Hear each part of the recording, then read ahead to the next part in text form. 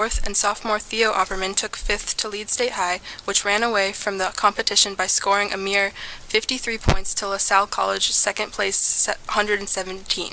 Luke Bradbury, 17th, and Owen Coughlin, 23rd, also medaled. Teammates Stephen Fowler, Griffin Selber, and Kyle Fritz contributed to the Little Lions' impressive performance, the fourth lowest score by an AAA boys team at the state championship in 40 years.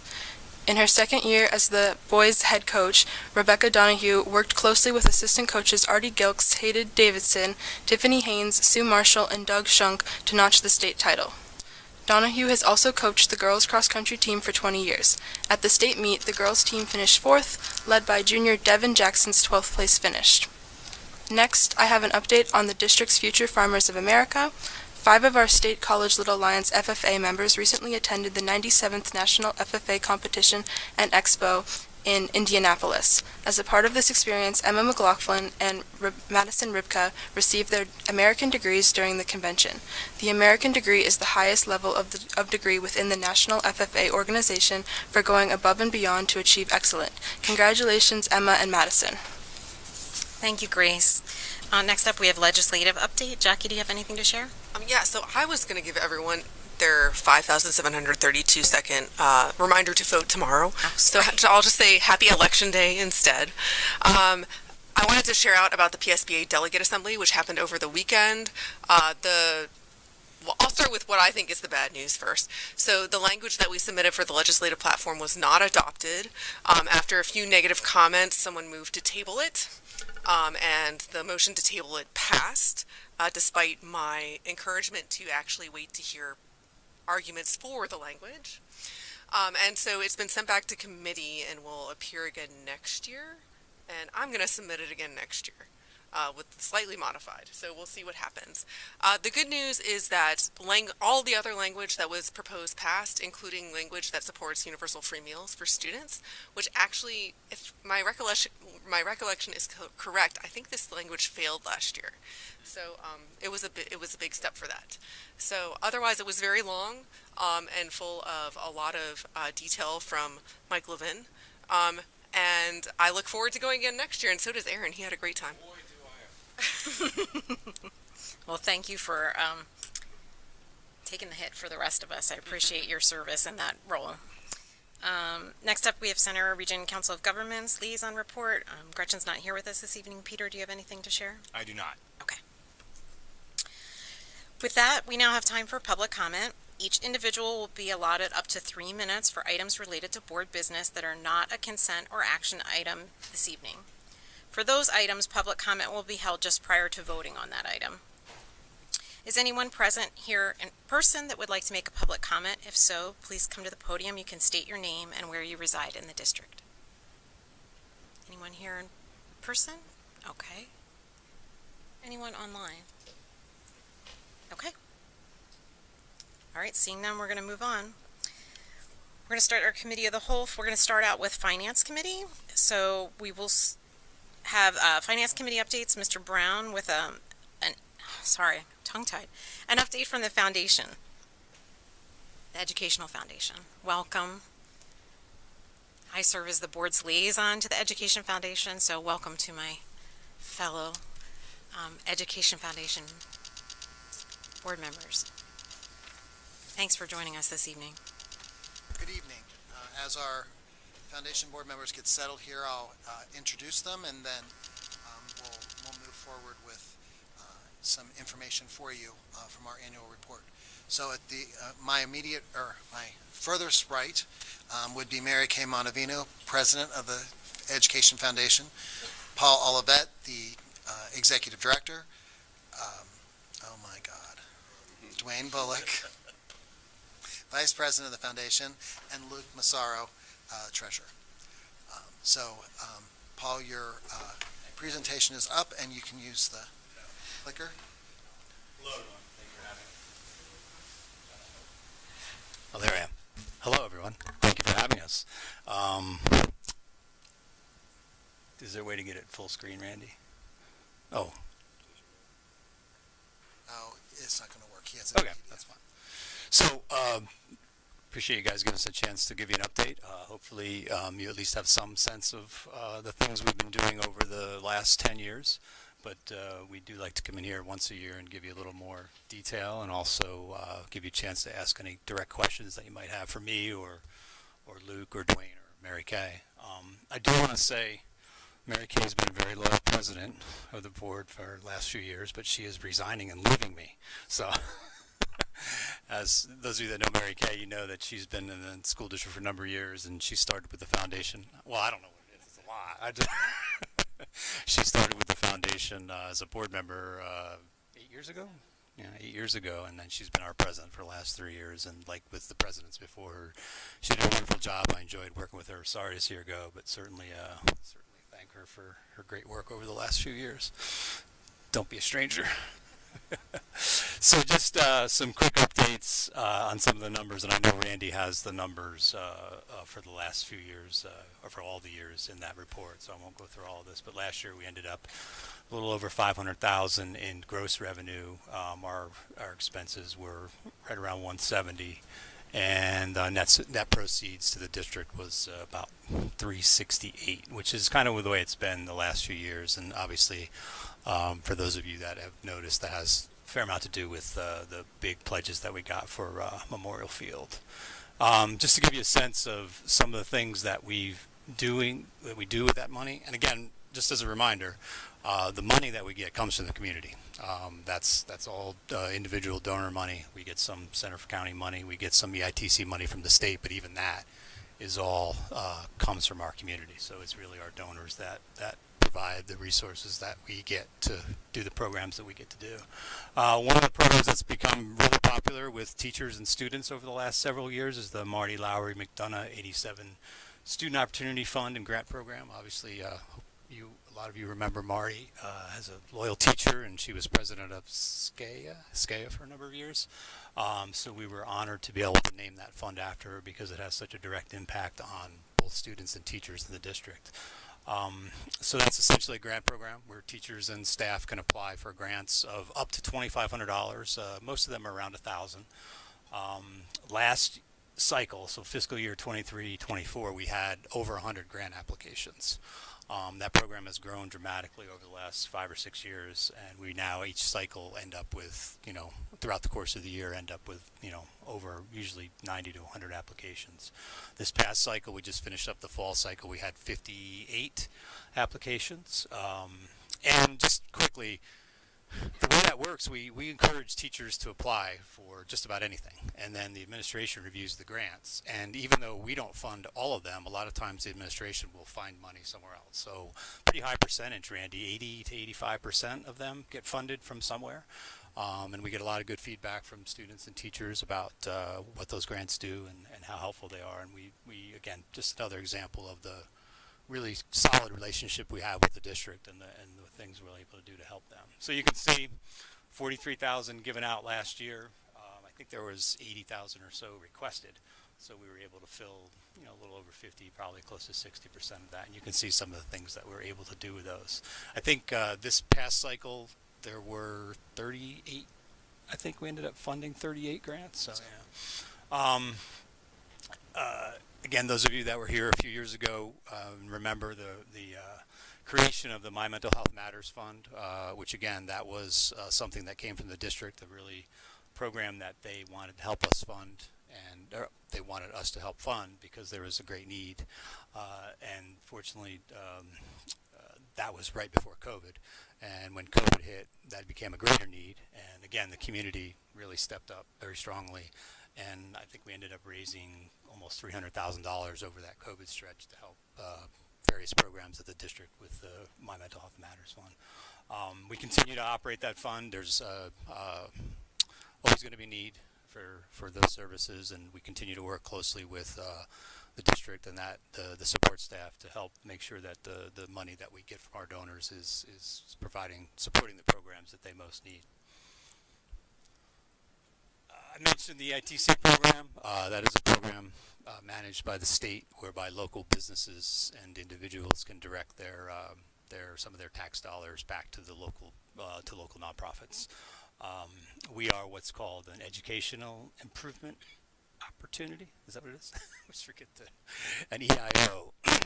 There's a difference between an EIO and a scholarship. Unfortunately, from our perspective anyway, there have not been a lot of credits given out for the EIO of late, so we've kind of stagnated a little bit with our $30 to $40,000 a year that we get from local businesses like FNB, First National Bank, and Weiss, and we have a couple of local individuals that provide that take part in that program too. We had frankly greater hopes for that when we got started. That was actually part of the reason why the foundation was founded, because there needed to be a 501c3 to collect that EITC money. But it's good. It's $35,000 a year. We do a lot of work in the tech department and CTC. In fact, I just was at an event the other night with Ben and talking to him about some of the programs that we've been able to fund over the years between EITC and the grant program, and they're very excited about continuing. It was bad for Amy too. In fact, Ben mentioned that one of the nice things about the grants that they get in the ITC money, it helps them get other grants. Those of you that have any understanding of the grant world know that a lot of times other grantors want to see that you're getting money from other grantors. So it's helpful to him to be able to go to other grant programs to get that money. We finished up last year with the big pledges for Memorial Field. We ended up a little over, about $1.7 million that we raised for that.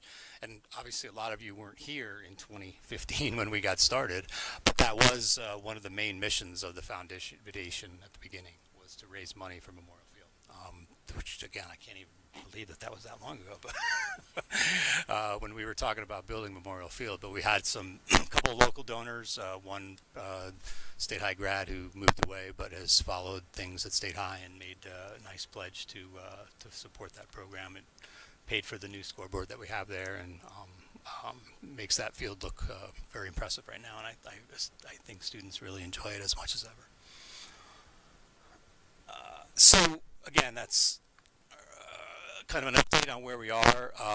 As I mentioned, the foundation was founded in 2015, so we have our 10-year anniversary coming up, and we are going to be doing a fair amount of promotion with that in mind, keeping the idea that we need to we've had a lot of success. It's been a great first 10 years.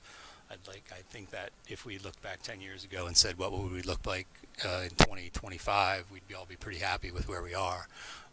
We've been able to, at this point, raise a little over $3 million. We've been able to raise a little over $3 million in that 10-year period. Oh, I guess really 9-year period. We're not actually to the 10 years yet.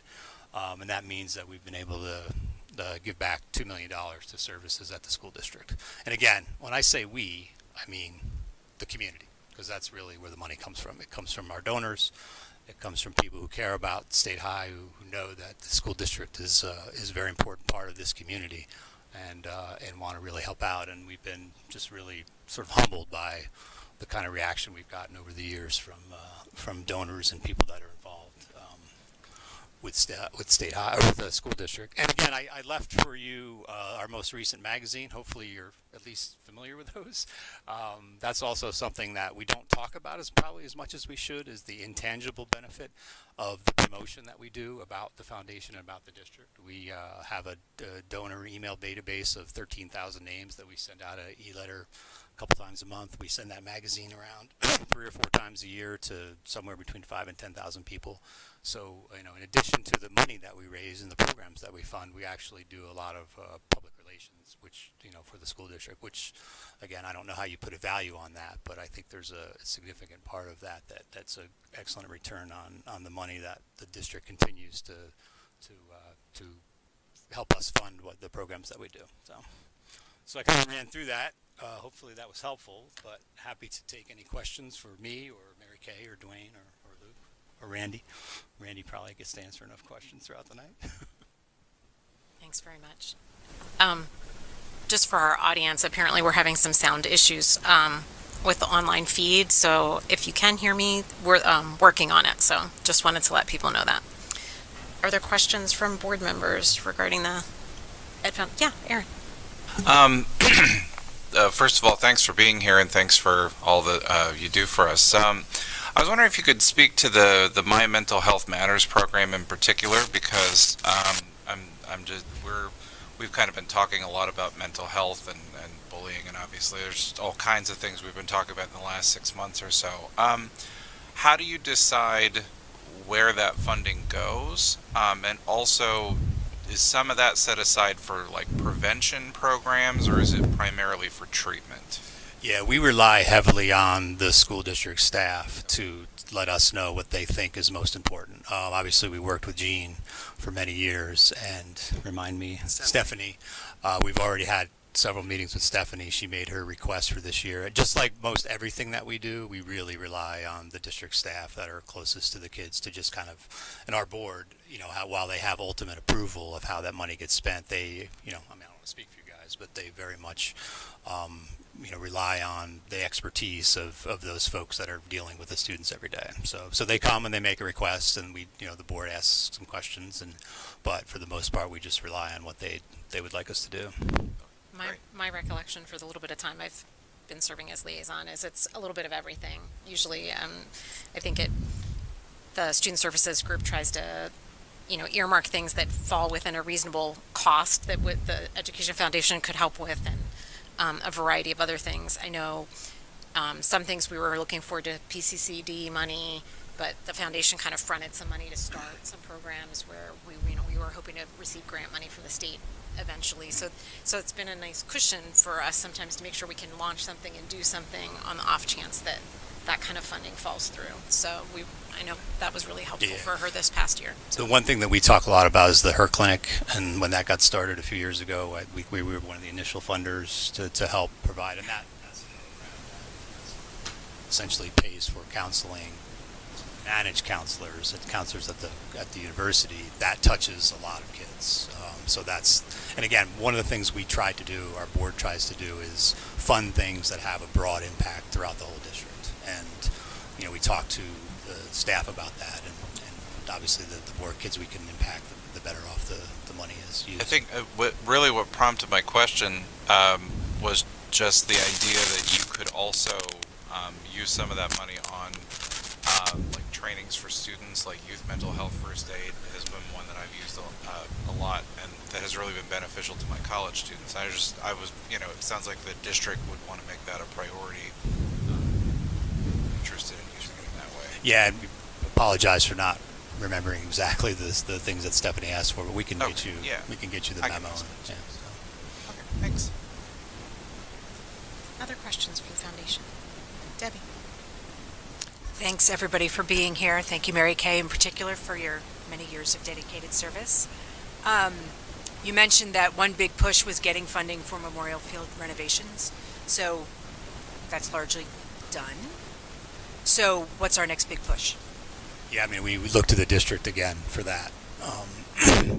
It's capital project fundraising is a different animal than some of the things we're doing now. So I think Randy and I have been having some conversations about what the district plans to do in the future in terms of some of the athletic facilities that could potentially use some funding, and we'll talk through that with the board and decide how we want to approach them. Yeah, I think our district-wide facility master plan that's wrapping up will be hopefully informative in directing some of that.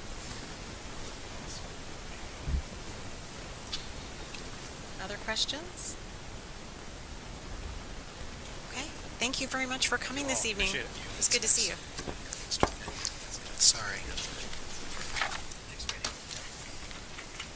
So next, moving on, we're going to have. Can I do my short report? Oh yeah, yes, that's right, the development piece. Okay, sure. Oh, no. Okay. So the foundation, the SCASD Education Foundation, is very important as part of our development efforts, but there are other pieces, and the district likes to just provide a brief annual report to you. I'm just going to hit the high points in the memo. I'm not going to read it verbatim, obviously, but the Center Foundation does hold many endowments for the school district. There are, at the end of December of 2023, there were $3.6 million in assets, and that provided $143,000 in distributions. There's much information available on the Center Foundation website. Those endowments, there was a history of the district turning all the endowments over to them many years ago, and we continue to enjoy that partnership. Center Gives, the Education Foundation, does participate in that, and then the district benefits from that. Paul and the group talked about the Student Opportunities Fund and capital campaign efforts. We are seeking to expand that. The conversations thus far, Paul didn't engage, but that's fine. I will. We're hoping to have support for Community Field, as well as maybe other athletic and maybe even the Park Forest school project.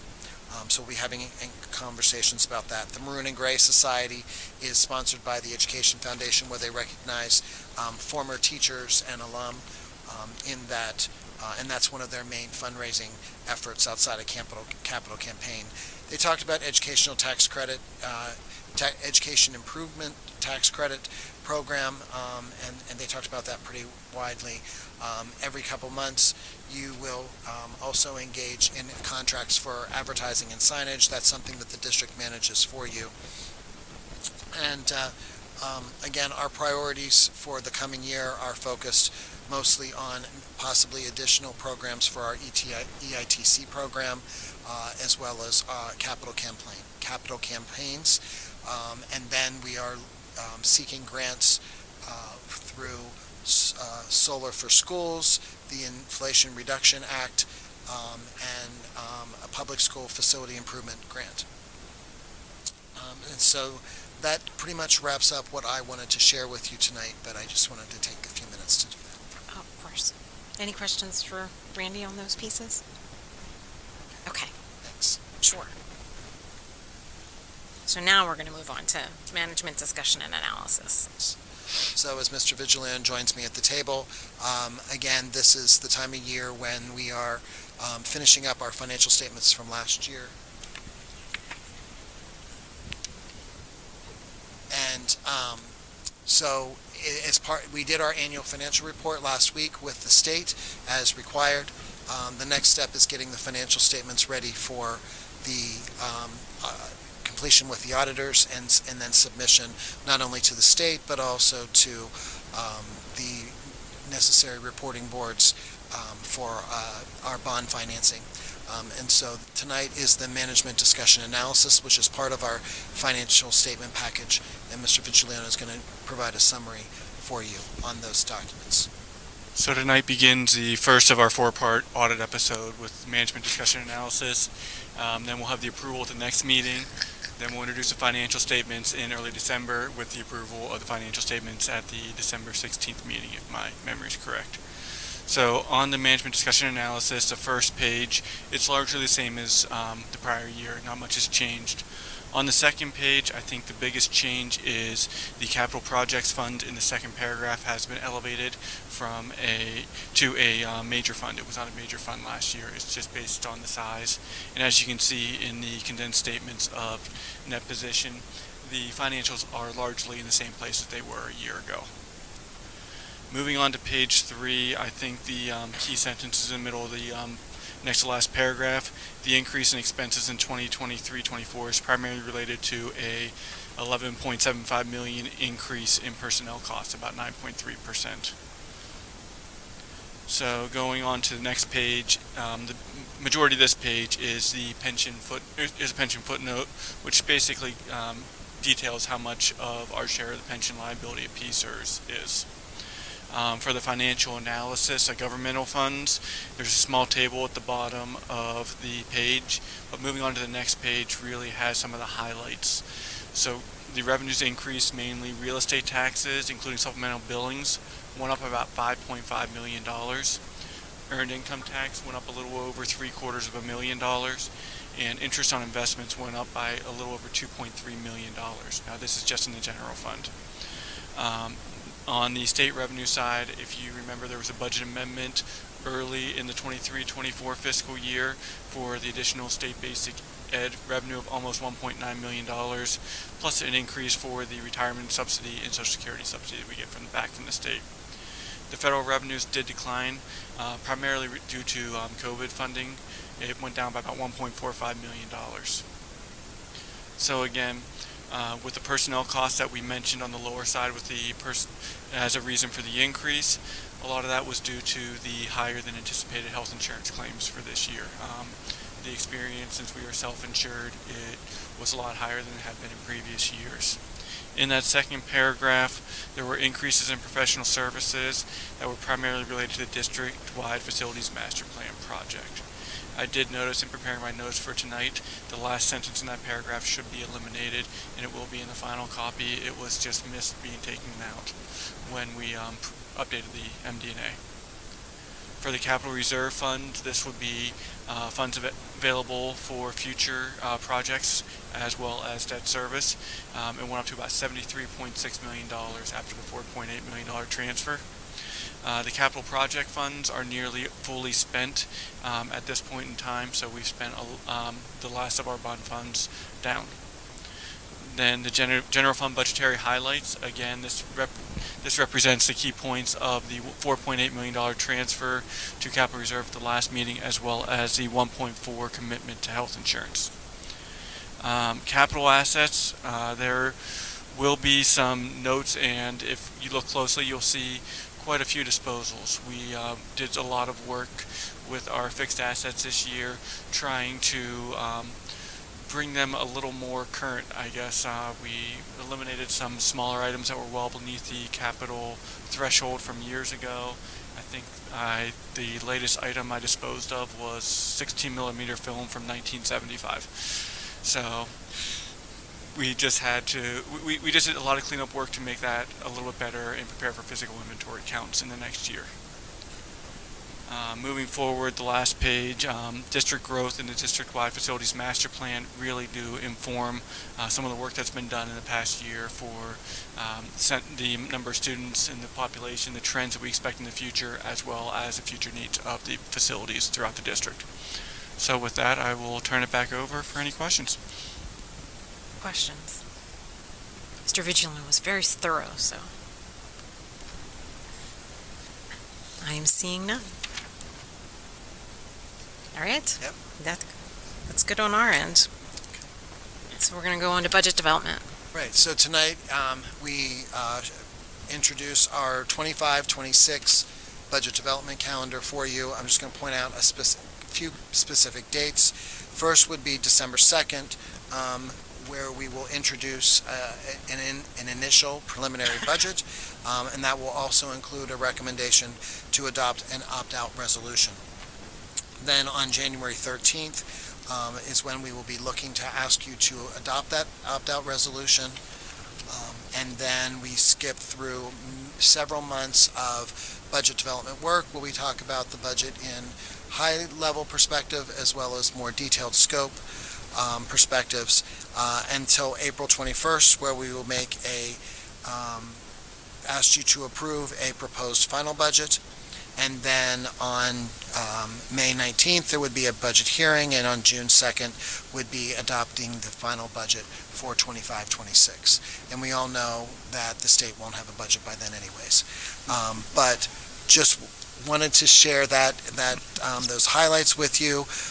There's lots of other pieces to the Act 1 budget calendar that are included in an attachment that comes from the state.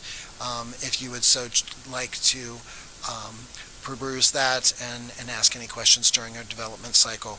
But right now we have what we've presented is just the important parts for the district as a whole. Okay. Any questions? Go ahead. Thank you for all your hard work. Can you just remind the public what is the Act 1 index this year? Current year is 5.1. Next year would be 4.0. Thank you. Got to specify which this year. I apologize. No, you're good. Other questions? Okay. I think that completes our finance all. portion of the Thank you. agenda. We're going to move on to facilities. So we're still going to have Mr. Brown, and Mr. Fisher's going to join him.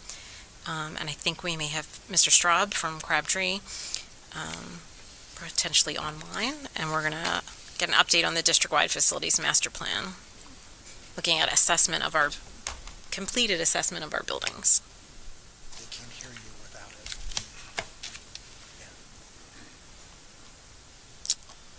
Yeah. Mr. Straub, are you online with us tonight?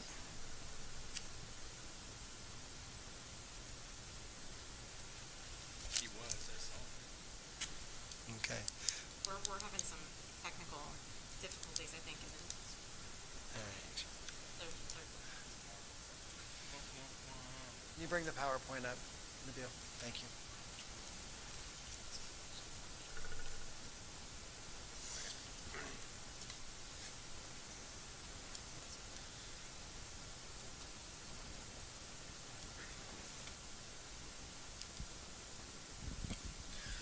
Evening. So just a quick update on our facilities master plan. We are what I would consider kind of phase one, almost complete with it. This is really the condition assessments of all of our buildings within the district. Crabtree has provided a kind of a running spreadsheet, a working spreadsheet with items spread out over 10 years on what they feel is would be important for us to take a look at for, repairs and general maintenance, other equipments, building envelope, obviously site, civil, along with mechanical, electrical, plumbing systems.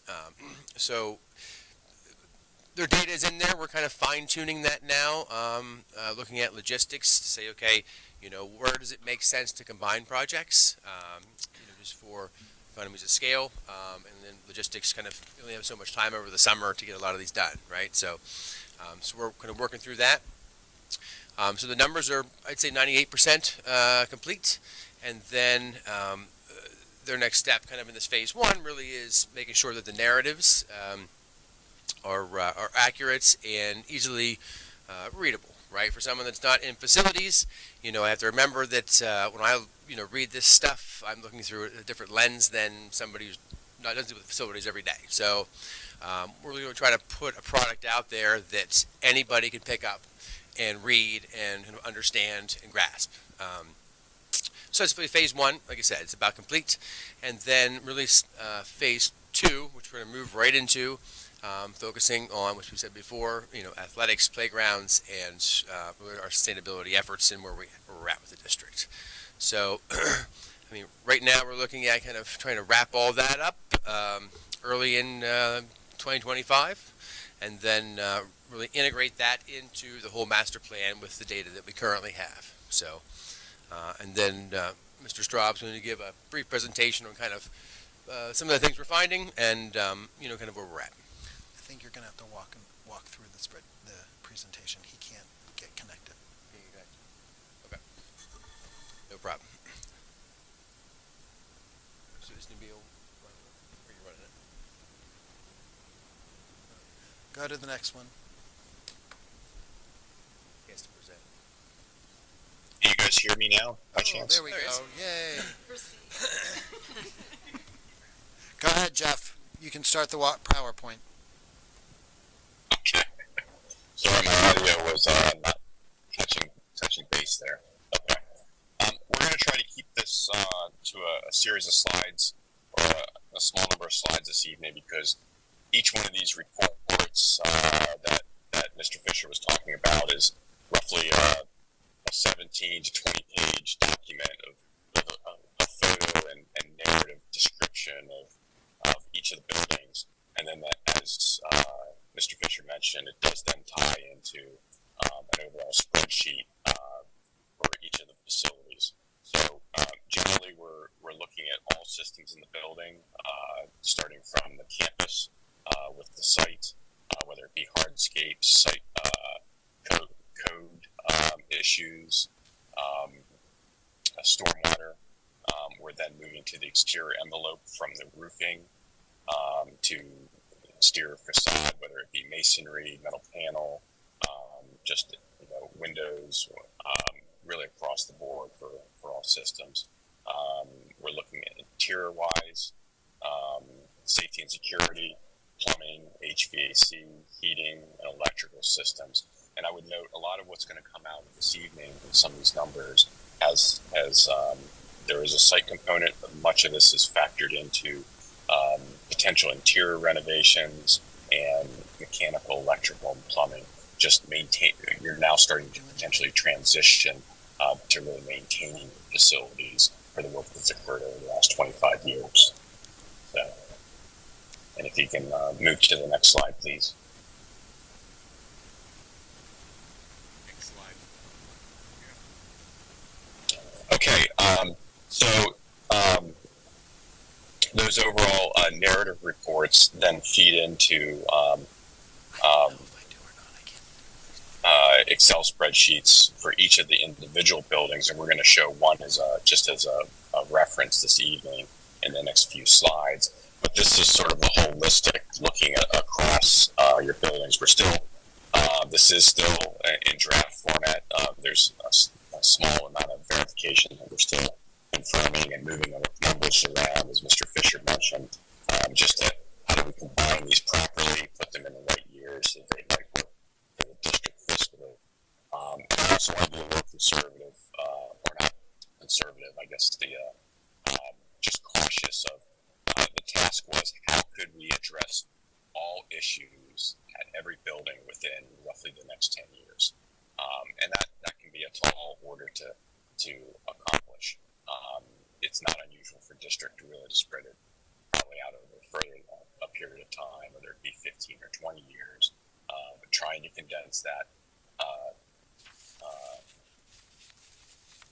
really hone in on what are the items, and then decide, okay, do we start putting a plan to do projects in 2 years, 4 years, 6 years, or 10 years out, or further if needed. And this is what you're seeing across the board. We've color-coded some of these, and that's sort of what I want to hit on is a couple key features. There's really, I'm going to say there's 4 main potential projects that really take the lion's share of what the district might want to entertain in the coming years, and that's focused at your what are now your 3 oldest elementary schools, as well as Mount Nittany Middle School. And I would say State College is now in an advantageous situation that when we're talking about your oldest elementary schools, we're talking about buildings that are only 22 to 25 years old. You're no longer in a situation where you've got facilities that are 50, 60, or more years old that is very common to see districts have to address throughout the district or throughout the state. So what you're seeing is we've started to have a discussion with your facilities of addressing Easterly potentially in 2 years, Grays Wood in 4 years, and then looking at Park Forest roughly about 6 years out, trying to space these in with other sort of smaller projects. So that's sort of the gold yellow color that you're seeing for those 3 projects. And then what those projects would predominantly include would be really classroom modernizations, upgrade to the finishes throughout the building, as well as addressing mechanical, electrical, and plumbing systems that not everybody sees day to day, but do take maintenance. We're also seeing a potentially larger project in 3132 at Mount Nittany Middle School, very similar to the scope of the 3 elementary schools, but just because of the size of your middle schools compared to an elementary, obviously that overall dollar number becomes larger. And so also the thought was pushing it out to around 6 to 7 years. By that time, the Mount Nittany Elementary School project will be complete. Hopefully the Park Forest Middle School project would also be designed and built. You would start ramping up with the 3 older elementary schools. So you're sort of trying to space these out as a series of projects over the next 10 years. Along with those projects, you'll see in the spreadsheet, there's also some highlights. For instance, the 2 blue numbers in the 2728 for $700 and just under $600,000. Those are 2 of your newer elementary schools, Ferguson and Mount Nittany Elementary School, and then those are the replacement of heat pump systems that just age out over roughly a 17, 18-year period. So even though some of the buildings that I think many people think are pretty much new, they're just going through their standard cycles of projects that would need to occur to maintain them for the future of the district. I'd also like to just mention, when you're looking at those numbers for Easterly, Grays Wood, and Park Forest, One of the advantages of the districts now at this time, while these numbers do add up over the entire spreadsheet, a new elementary school and what the district has dealt with in the last 25 years, in today's dollars, a new elementary school or a major renovation could easily be $25 to $30 million. So you're now in a position of really just maintaining it. $5 to $9 million is a large dollar number compared to doing a major project or replacing a building is really cost.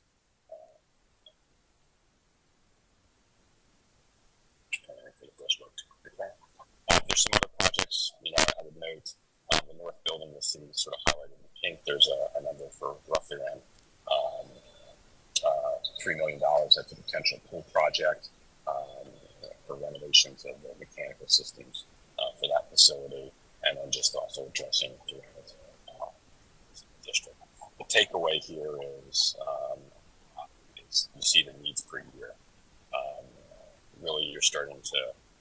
We were looking at next year roughly about $3 million of projects. I think many of these Mr. Fisher's team was already planning, so we were trying to tie into those. But then you're potentially ramping up to anywhere from at $9 to say $5 million a year, and then even if you would do an annual project. So these are some planning tools for working with Mr. Brown's team of how you might plan these out, finance them, along with the Mountain Elementary School and Park Forest Middle School, the district's looking at. Jeff, can you hear me? Yes. Yes, Okay, Randy. we're struggling to hear with you. We must have a bad connection, so we're gonna just take the lead from here, okay? No problem, Randy. Okay, I was wrapped up on that side. So what? There's no speaker up here. So what? Let me just summarize the last little bit that Jeff was saying. Is that this is a schedule that he would like to propose, but then obviously we need to figure out what we can afford.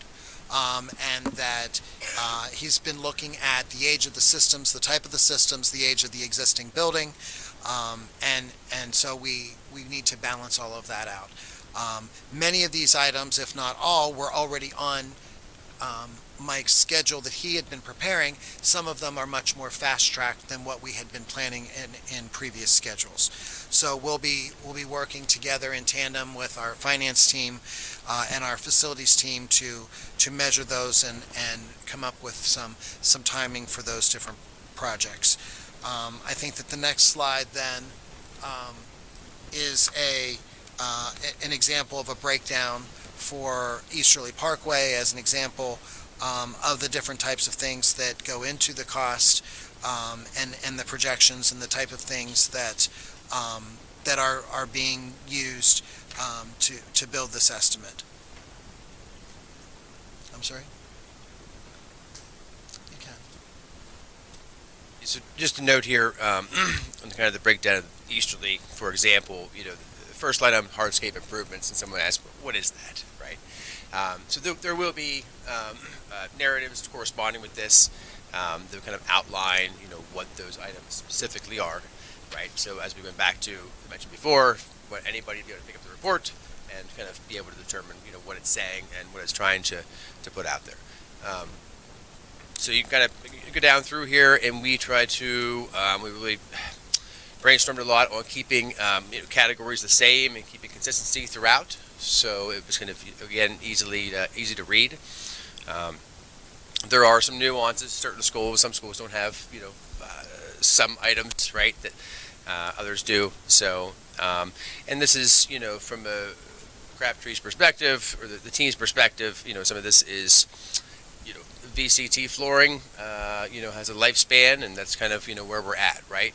So we'll be taking this data and going back and saying, okay, we'll take a hard look at it and try to prioritize. So we can't do everything at once, right? So I think the next slide is just a continuation. And then, like I said, we won't go down through every single item on this, but it's pretty comprehensive. Like I said, playgrounds and athletic facilities are excluded for now. We'll wrap those in kind of in phase 2. And the takeaways here, I want to, next slide, Randy. Is really, this is kind of all-encompassing, right? And we have to work with the business office to see, how we prioritize this. The physical plant office really looks at safety and security first, and then comfort in the building, right? I would prioritize a boiler system that needs replaced over, let's say, ceiling tile, for example, that doesn't look quite as nice, but the kids are still comfortable in the classroom, right? So a lot of these, there's a big chunk of money in here on, as Jeff mentioned, Park Forest L, Easterly Parkway, Grays Woods, Mount Nittany Middle, which kind of just the inside needs some refreshing. So we'll have to figure out how we prioritize that, right? So. That all makes Questions? sense. Questions? Yeah, Aaron?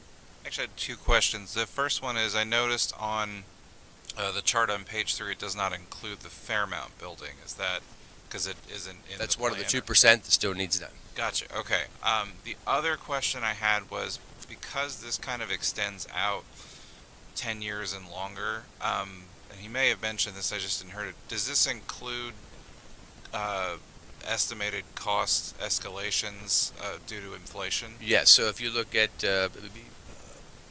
for any of the easterly stuff, so if you look at the third row down, we put a 3% escalation in year over year, and there's also a 20% contingency built in as well. Oh, okay. Okay. So these numbers are Right. pretty conservative. All right. Excellent. Dan? Oh, Peter? 2 things. One, so the Fairmount building, just as a note to the board, when the Delta program had their 50th anniversary, 50th birthday party a couple of weekends ago, the Fairmount building was of very keen interest to the people because that's where Delta and the AP were before, and so the interest in the disposition of that building, I would say, was very high. There's no action item associated with what I'm saying. It was just, there's a lot of nostalgia in that, for that building, and kind of differing views on what ought to happen with it, and I was put on the spot to, say, what are you doing with that? And the answer was, we don't know. It is nothing right now. It's not used very much, but anyway, so that's number 1. Number 2 is, where is the busing facility in this? Go ahead. No, you go ahead. Also, still yet to be finished up. So the Fairmount and the bus terminal is one of those things where you take a step back and holistically, okay, how do we prioritize that when we don't really know kind of what we're going to do exactly with it yet. I would also, we talked about sustainability, so we get into that's going to play a key role as well with, with our transportation department. So, in the Fairmount building, it's, well, if you were, the systems in there are antiquated, and there was significant work that would need to be done depending on what we want to do with the building, right? So it's tough to put Easterly's kind of easy, let's say, comparatively, because we know it's going to be a school, and we know what we need to do to keep a school going, right? And then, Fairmount, we don't know what we're going to do with it yet, so we're trying to kind of figure that out, and how do we compare that and keep our categories kind of in line with the rest of the report. So. Okay, thank you. Thanks, that makes a lot of sense. No, okay. Anything else? So my Right. final remarks are, stay tuned. More to come. Makes sense. Thanks for joining us, Jeff. I'm sorry that we had trouble with our communications and sound, but we appreciate that you were here. Thank you. So we're going to move on to the final facilities item. That's our update on the power purchase agreement documents. So tonight, Peter and I are glad to present to you the documents. They are in almost working order. We can touch very closely getting them into final working order. There's just some final edits as far as that are more format and not content that need to be completed. But as you can see, there's a complete document suite there listed for you. And the amended cost sharing agreement, Mr. Etter and I are working on. So the first several documents are ones that are with either the district and the developer, or the district and the distributor, or all three together. And then there is a board resolution. And that board resolution has been recommended by our team to that each participating entity would pass a very similar document to take action, to codify their participation, everyone's participation. The MOU then with the other buyer entities are documents that will memorialize what has taken place in summary over the last several years, and then will, moving forward, identify several different action steps that will need to take place, such as a review of the distribution agreement with the retailer in 5 years, and with the developer in 15 years, as an example. And so we are here to take questions. If you have any, Peter, did you want to add anything? I don't.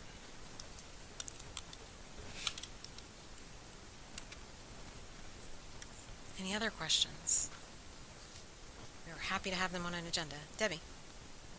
Does anybody want to go before me? I have several. Awesome. Okay, so Randy and Peter knew I was going to ask this. So let's start with my first question. On page 123 of the document, as part of the MOU, it lists every organization's share of the PPA. And the number there for State College Area School District, while it's not a huge difference from the number that we approved, it is not the same. So can we explain Sure. the difference? So I'll start, and Peter, you can elaborate if you feel necessary. So the board did take action in February of 2023 to authorize a participation level of 15 million kilowatt hours. However, in the negotiations with the developer, and possibly the retailer as well, I believe, the concept of a flat quantity of energy was not preferable by the other parties. They would prefer a percentage of annual usage. And so our 15 million is very close to the 80%. They also wanted two percentages, 50 and 80%. And so 80% is 15,189,781 and 781 kilowatt hours. And so you will need another action to move to the 80% level, and that's estimated at that 178,000 or kilowatt hours, excuse me. And so based upon our annual usage, that number could actually change slightly. Obviously, we are working, we as in me and Mike Fisher in physical plant is working to reduce our number of amount of electricity that we use through some sustainability and some other strategies. So we hope that that number does not increase, but that's the level of commitment, and that was an accounting derivative that, not derivative, I don't want to use that word, an accounting tool that the, I believe it was the retailer had asked for. Instead of the flat, in our case, 15 million kilowatt hours, it would be 80% of our usage. So does that help explain?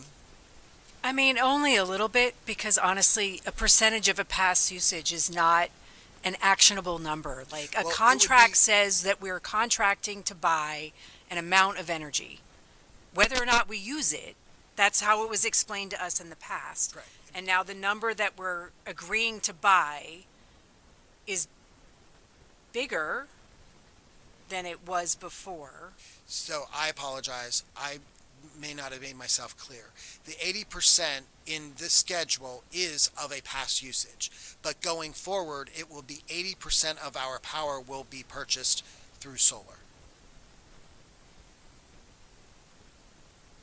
That's fundamentally different than how it's been explained to us all along, I have to say.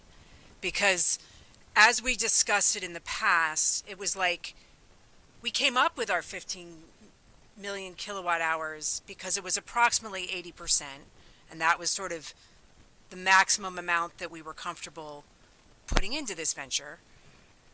But the way it was explained in the past was, we are contracting to buy a certain amount of energy. If we use more than what we've said we want to buy from the PPA, then we need to buy that from the market. Correct. But if we use less, we still have to pay for the 15 million kilowatt hours. Correct. So now you're saying 80% no matter what we use. But So that would be more or less. we can't guarantee that the PPA can generate that. They are guaranteeing. Yeah, And But if- how? that is in the contract. If How- they don't, if how- they, there are concessions that they will have to pay to us if they do not generate enough energy to meet all of our demands. Okay. But part of the point as well, as we were discussing this and when we agreed to this amount, was we felt like if over time we could implement energy saving innovations, then our need to rely on the external market for energy would be less. So maybe in the future it would be that 15 million kilowatt hours would actually satisfy 90% of our energy needs or 95% of our energy needs. And if we're now saying we have to buy 80% of whatever we use from the PPA no matter what, then we never get to the point where we don't have to buy 20% of our energy outside of the PPA. Do you follow me? And if that's the case, you're going to have a very hard time convincing me to put solar panels on top of buildings, because there's no point in us like reducing our needs because we always have to buy 80% from this PPA. I really don't understand where we're at all. I feel like my question's not going over either, but this is just fundamentally different. Am I wrong? Like, does anybody else feel that this is very different? I understand your question. Okay. I'm not having any better answers to give you to add on to your comments. All right. This is not what we agreed to.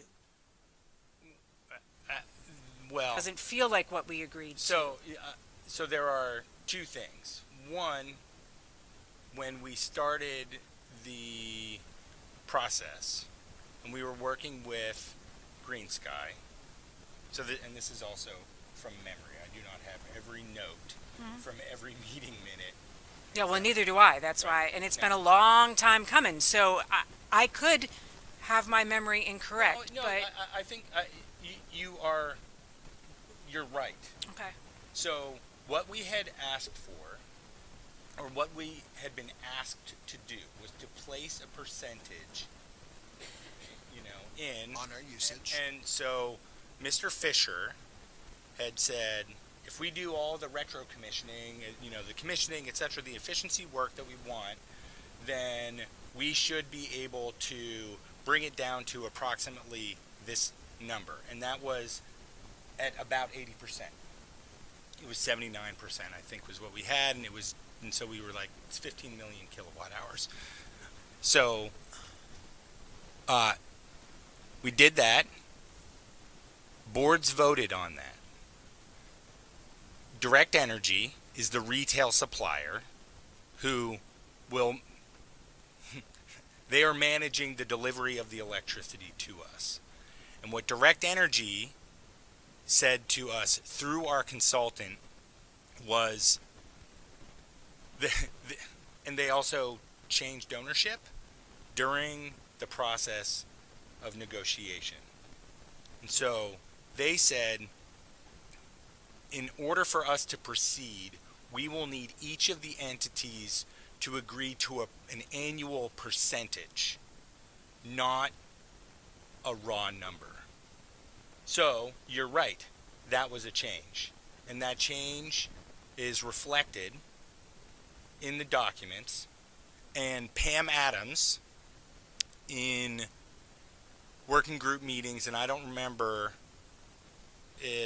just because my memory is not this good, if at the last time that she spoke with us, I think she whether did. I know that she said we're going to ask for, I believe, 60, 80, and 90%. And so it has been communicated, but not in the level of detail. So she has communicated the percentage to us. Concept. She has. Whether or not what it meant is clear is a different story. So I know that Pam has communicated that multiple times.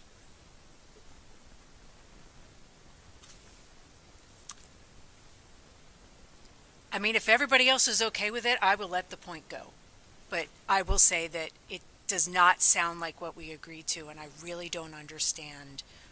Percentage of our energy use or percentage of what the PPA generates? It's a percentage of our Percentage of our energy use. But the solar array is being built to a certain size, right? And the way they determined how big of a solar array they were going to build was based upon these commitments that we all made to the PPA. So if we go whole hog and electrify our bus fleet, but don't put solar panels everywhere, and we double our energy usage, but the solar array is the same size, how are they going to satisfy 80% of our electricity needs? If our electricity needs double, so instead of needing 15 million kilowatt hours, we need 30 million kilowatt hours, and that's more than the array was built to generate. How is that going to work? So I think that that's a kind of catastrophizing situation. It where is. All of a sudden we would double our electricity demand and we would go to 30 million kilowatt hours. Is a little, I mean, I'm not trying to be dismissive, but that's a little bit extreme that would suddenly happen. The things that we are going to get in our electricity demand, I'm looking at Mr. Fisher, will be changes to the Park Forest Middle School. We can project how much those will be once that building is in design and incorporate that into our energy planning.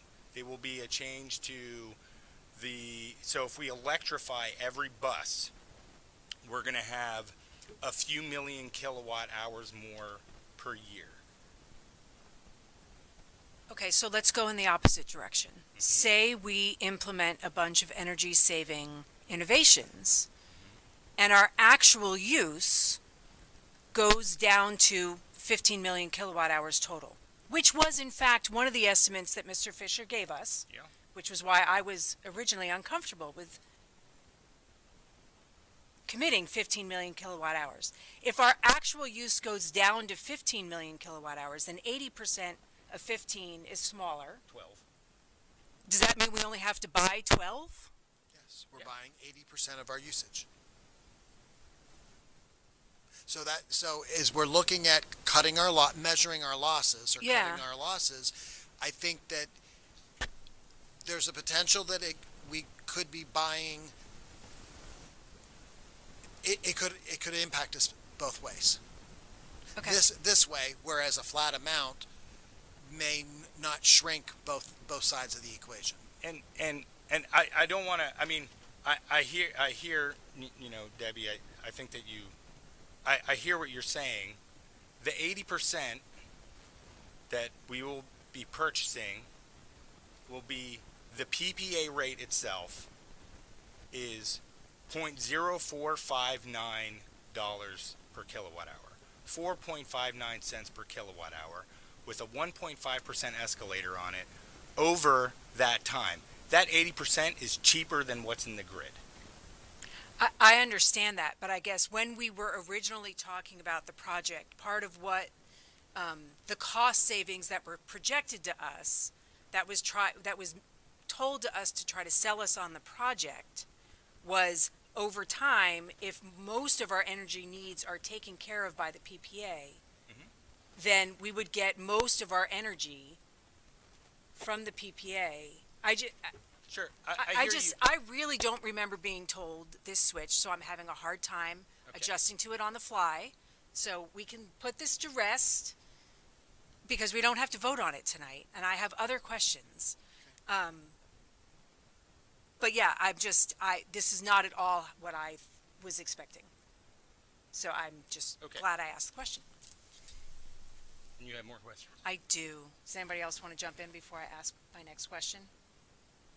I'm looking over that direction because they look like they want to, but. Well, pardon me. I was just gonna say, so like this change does in one way will mitigate some of the risk because we're never going to be paying for energy that we're not using. So Exactly. That's helpful. just wanted to throw that on the table.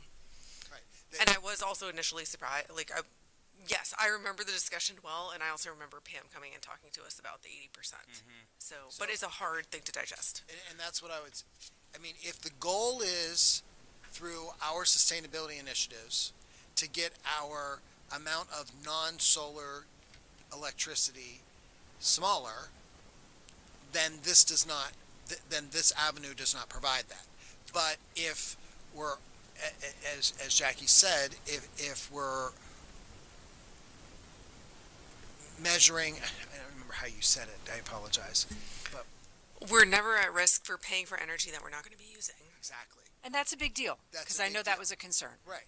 That is a good thing too, and I'm not trying to not acknowledge that this is a change because it is, but there are, like I said, there are advantages.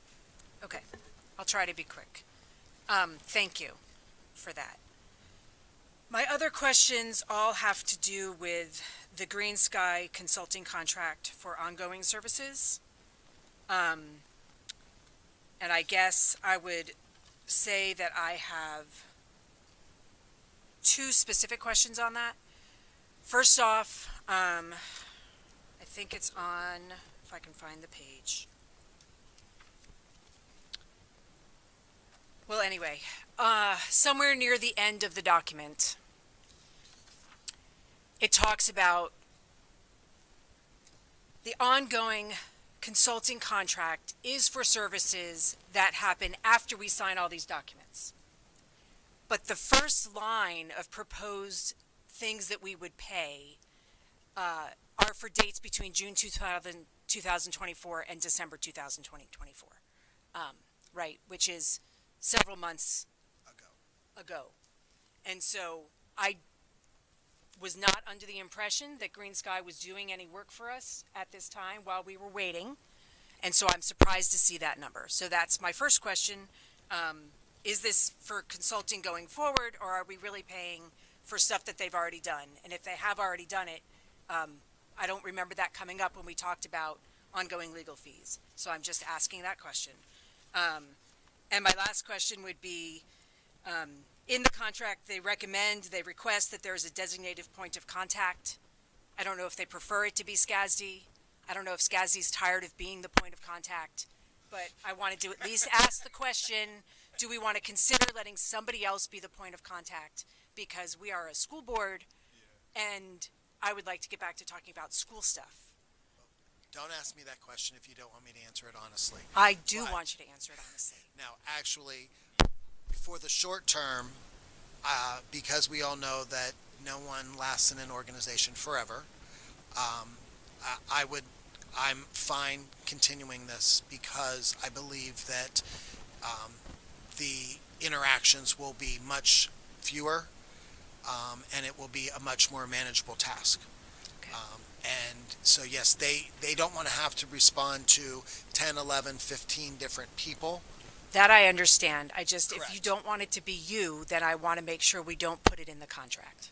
I've mentioned this before, and other people were concerned about it being me for several years because they'd like some longevity to be built up. But in the short term, I'm fine with it being me. Okay. And then the management costs, have they been working for us over the past several months? Well, what they've been doing now is what they've been doing, in my mind, for the last 5 years, and that is to get us to this point. And so that was covered under their original contract that we signed in October of 2021, That is my understanding, yes. which was a flat fee, $68,000. which we have fully paid. Correct. Correct. So I personally do not believe that we should be paying them any money for anything that's been happening before we sign these documents. So I would strike that line out of that contract if it were me. That would be my recommendation. Deb, just to clarify, you're Yeah. looking at page 134.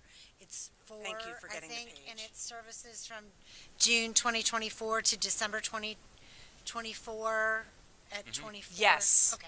Yes, I just thank wanted to you. make sure that we were No, on I the same- appreciate it because I thought I wrote down the page and then I couldn't find it in my notes. So yes, on page 134 of the massive document, which is page 4 of their October 31st letter, it says services from June 2024 to December 2024 will be billed at $24,500. And I get that that's not a huge amount of money, but I just, if the services that they've been doing were covered under the previous contract, then I don't think we need to be adding funds for something that was covered under a previous contract. So I'm just going to take exception to something that Dr. Anderson said, which is that this is not school stuff. That's fine. Yeah, I think that this is very much school stuff.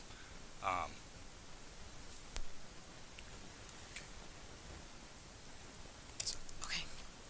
Well, That's all yours? Okay. I will make sure that we take back your comments, and I'm assuming that silence is affirmation. If that's not the case, please let me know that now.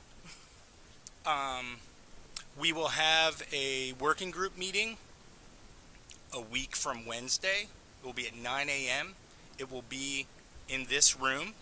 The members of the working group and their representatives will be here. Of course, it is open to the public. We welcome the public to come. I will be chairing that meeting. Greg Shively, who is our representative from Green Sky, he will be there. So members of the public who have questions about it, if any board members want to really dig into the nitty gritty and talk about, the price at the node or LMPs or anything like that, yeah, exactly. They are more than welcome to do that. Following that, each of the boards in the area or councils will be accepting the documents and then having votes. So I would anticipate that this will be on our agenda for the 18th for a vote. And then I think the borough will be that same day, the county following, et cetera, et cetera. Okay, so that's Wednesday the 13th. Or sorry, the 13th. Well, the working group will be Wednesday the 13th, and then our Did I meeting. say the 14th? You said the 8th. Well, We are the 18th for the board, for the working our group will board. be Wednesdays the 13th. Wednesday the 13th, yes. I just was spewing out the date because you just said Wednesdays, and I know that's hard to come. I looked for you, so that's the day. Two quick questions and maybe one comment. So I did notice on the table, I don't remember what page it is, 120 something, that Harris is back on the list. Are they back into the PPA, or are they anticipated to be? They have made mention that they will reconsider. They will reconsider. Okay, so that's not okay. I was just curious about that. The other question I had, because we had originally been thinking about it, I think in the terms that Deb was saying, if we do go below that 15 kilowatt hours or whatever, not that we anticipate having our power needs go down, the cap that we can buy is 80%. Mm-hmm. We can't say, well, we're at this number, can we get 100% of our energy because we agreed to that number? No, that is correct. Yeah, you would Absolutely. reopen everything in order to do Right. that. Yes. I don't want to do that, right? Yeah, doesn't that sound great? And one thing that Deb mentioned was about being reticent to add solar panels to other buildings as a result of that change. I actually think this makes it more compelling to add solar panels for what Jackie said, which is that we can reduce our energy needs and ultimately reduce our bill without having to worry about it. No, I agree with that. When I said that, I was misunderstanding where we were going. Thanks. Okay. Yep. All good things. Going once, going twice. All right, we're putting the PPA to bed for tonight. I know people are gonna want a break, but we're gonna get through this next item for sure. This is an important one that we're trying to get to. So we're gonna move on to culture, climate, and learning. Our next item is Dr. Bucher is gonna bring an overview of a proposed external review of the district's bullying policies and practices. And we're joined by Dr. Susan Swearer with us remotely. So she is available for questions. What? Hopefully the speaker works. I think there's been some improvements in our sound, so we're going to cross our fingers and hope that's going better. All right, good evening. So after extensive research and review, we plan to recommend Dr. Susan Swearer to undertake a comprehensive review of the district's bullying policies, procedures, and practices at the next meeting on November 18th. For background, in the follow-up from our discussions from the September 30th board meeting, Curtis Johnson shared that he had contacted several Pennsylvania superintendents seeking recommendations for consultants specializing in bullying prevention. Fortunately, Dr. Roy Rakizanowski of the Bellefonte Area School District recommended Dr. Swearer based on his experience working in New Jersey schools. As a former district superintendent in New Jersey, he developed a deep knowledge of bullying prevention, response programs to address the needs of his previous district. He is now interested in collaborating with State College Area School District by also bringing Dr. Swearer to her expertise to the Bellefonte Area School District. In meeting with Dr. Swearer, the administration found her knowledge and scholarship in the area of bullying impressive, which can be further delineated in her biography. Furthermore, her extensive writing on bullying prevention was also compelling.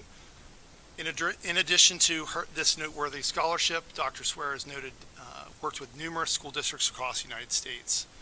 Some of the books that she's co-authored include Bullying in North America Schools, A Social Ecological Perspective on Prevention, Intervention Handbook for Bullying in Schools, Bullying Prevention and Intervention, Realistic Strategies for Schools, Bullying in America's Schools, A Sociological Perspective, Prevention and Intervention.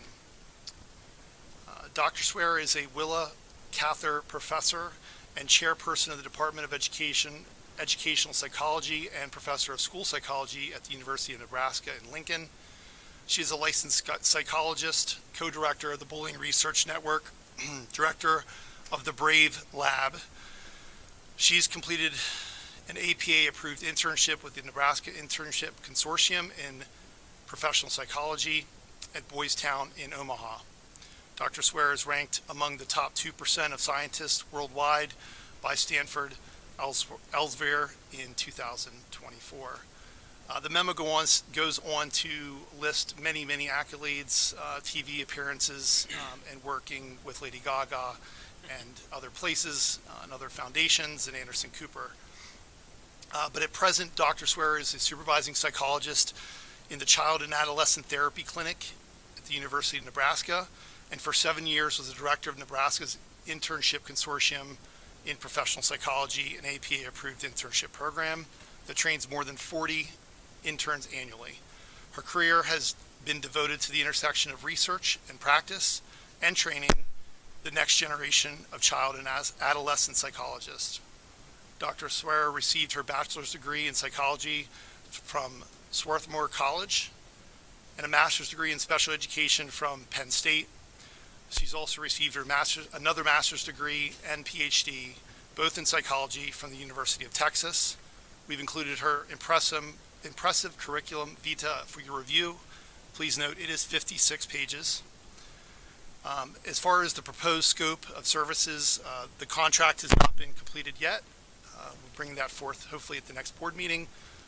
Scope of services that we anticipate to have included a review of the school district's code of conduct, bullying policies, and provide recommendations based on best practices in bullying prevention, intervention, mental health programming review, services based on the mental health services provided here in our district, staffing, and provide recommendations of best practices in school-based mental health programming, conducting confidential focus groups with students, parents, and teachers.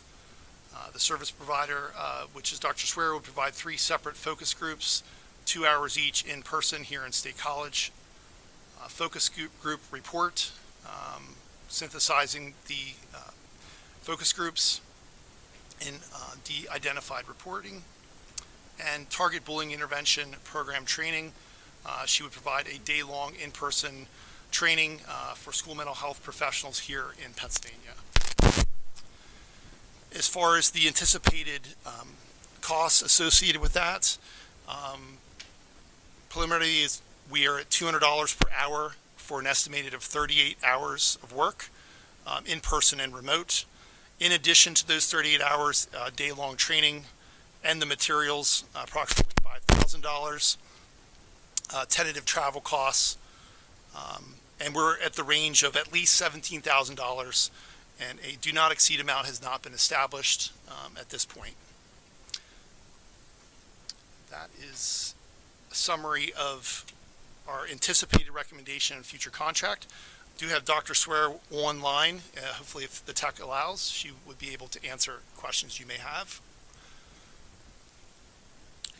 Dan, do you want to start? Yeah, I have 2 questions. So the first, and I'm sure everybody wants to know this, what's the rationale, or who's going to pick the focus groups with students, parents, and teachers? How's that process going to work?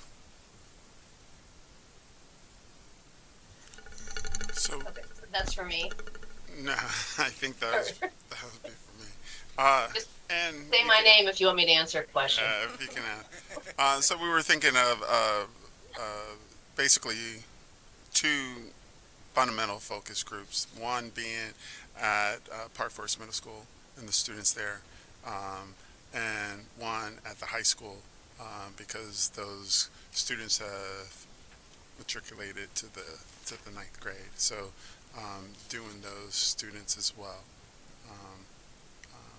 She would also stated that and we have talked to our the person in doing our mental health audit, and them working together to share the information, confidential information, to assist each other and coming out with the best outcome for us. So.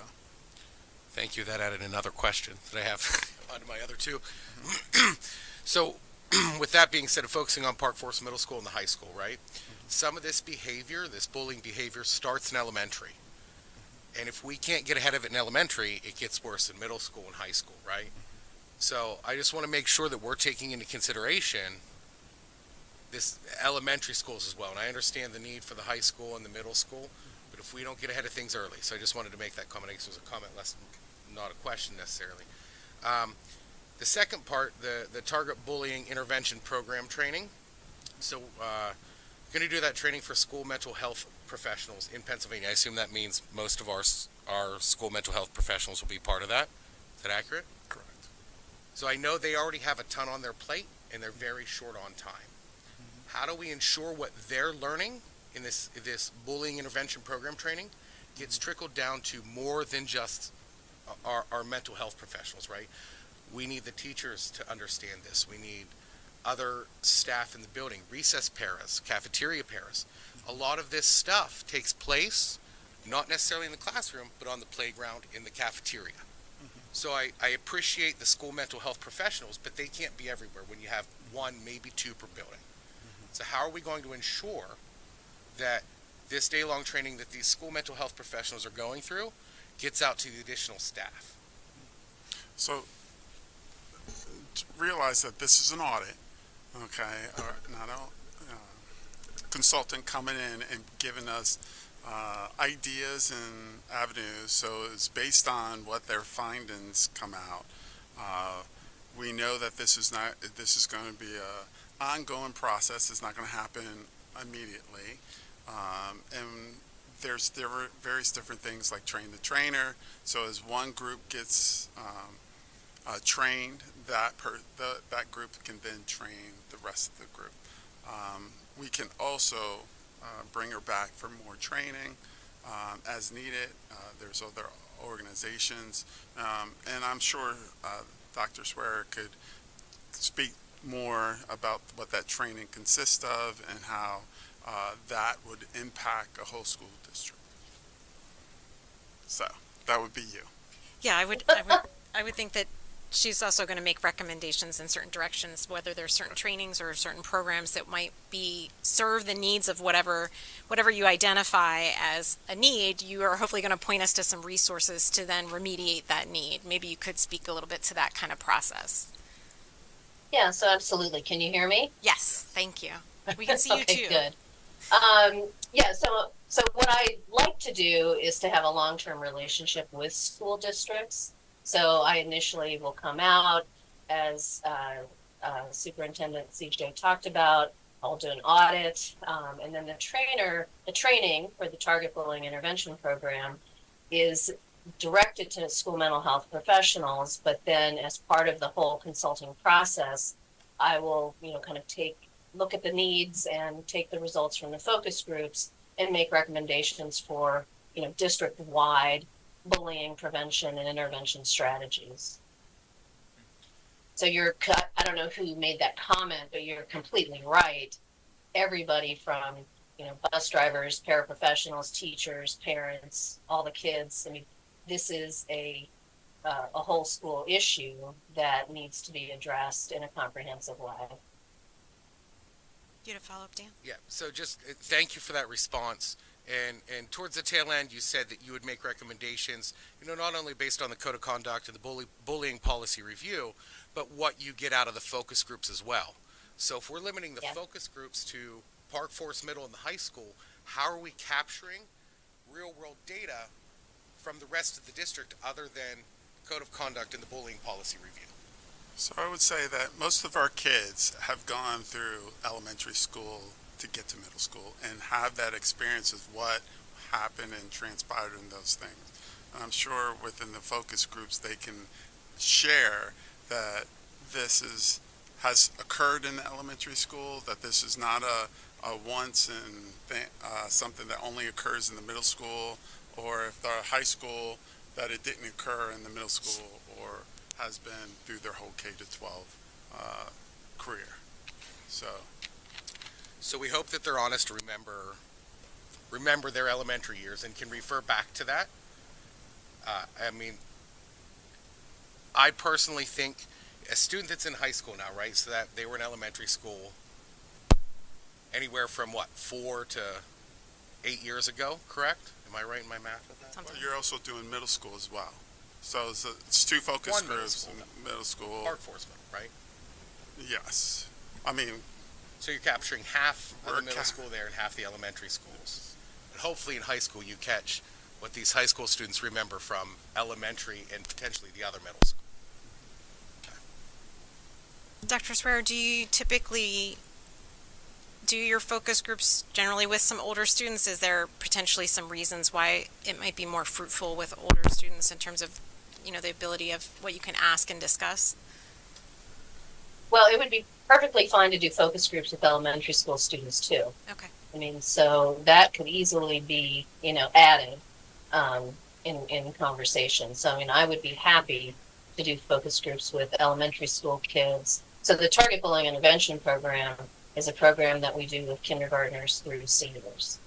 So I could do focus groups with elementary school kids, and I think the gentleman who, sorry, I don't know your name, makes a really good point just about the developmental progression of bullying behaviors throughout, elementary, middle school, and high school, and frankly into adulthood. Yeah. So how do you typically go about choosing your students for these focus groups? So I would do that in consultation with the administrators and the teachers. I think a random assignment is the best way to go in terms of getting groups of kids. We also want kids to, assent. So, we don't force kids to participate in focus groups. And then also I think it's important to get parental consent because some parents may not want their children to participate in focus groups. So, it's a process through parental consent. We can work out, forms in terms of, describing what the focus groups are, having parents volunteer to allow their kids to participate, and then kids agreeing to participate. So certainly the consent and assent are really important. Do you take demographic issues into consideration as well? Yeah, I mean, I think definitely gender identity, age, you know, ethnicity, I mean, all the demographic variables. We want a representative group of students in focus groups. Great, that's what I expected to hear. Yeah, Anne. I just wanted to go back to the proposed scope of services. I know that at a community level, there's been a real call for focus groups, so I'm super excited that they are focus groups in person. I am concerned that it says in the proposed scope of services, conduct 3 separate focus groups, 2 hours each. Now, in this discussion, we've talked at a focus group in Park Forest and high school. That's 2. So I'm just encouraging a kind of a potential that the language of the contract allows for more focus groups, because it seems like if there's only 3, that's 2. Are we not having a focus group for parents and a focus group for teachers? So I'm just trying to understand how that works out, and then also give voice to a desire, kind of speaking on behalf of comments that we've received for different demographics, the parents, the teachers, and the different schools to be able to potentially be represented in a focus group. And we're just so excited. Your Vita is amazing, and we're just the textbooks you've written. So I'm also fanning out. So thank you. Oh, well, thank you. No, as you all have been talking, I was thinking I need to amend this contract. So I think adding focus groups, and I'll certainly work, with Jonathan and CJ on, kind of adding more focus groups to this contract, and then kind of thinking through the travel and just kind of the logistics of the work. But yeah, I totally agree, and I think the more comprehensive this process is, the better the outcome for the district. Thanks, Anne. Other questions for Dr. Swearer? Aaron? So first of all, I just wanted to say thank you to Jonathan and CJ, because I think this is really the direction that I was hoping that this would head in. Say personally, I was very excited to see Dr. Swearer's name, because from my graduate work, I'm very familiar with her work with Dr. Espelage. So I think, yeah, exactly, right? I can't wait to meet you. Maybe I'm fanning out too. But I want to assure everybody that, and I mean, you can tell just by reading her CV and hearing her talk about, community and relationships, the social ecological perspective and all that, she is spot on with, I think, what we're looking for. And I agree with the idea that what I hope for is what she mentioned, which is having a relationship with the school district and having the opportunity to kind of expand and get a comprehensive review that will really, I think, propel us forward. So I'm really looking forward to this. Thanks, Aaron. Other questions? Well, I just really appreciate you being with us this evening. It's always really helpful to meet the person that we're taking on these big endeavors with. So even though it's a very on-screen meeting, we still appreciate very much your time and being here. Anything else? Thank you. I'm really looking forward to working with you all, and Jonathan and CJ. I'm assuming we'll be in touch, and we can kind of revisit the contract and the scope of work, and then I think I'm joining you all again in a couple weeks. Oh, that's great. Well, that sounds like a plan. All right? Everybody's on board with that? All right. Thanks very much, Dr. Swearer. Have a good evening. Okay, thanks. You too. See you in a couple weeks. Indeed. Bye. All right.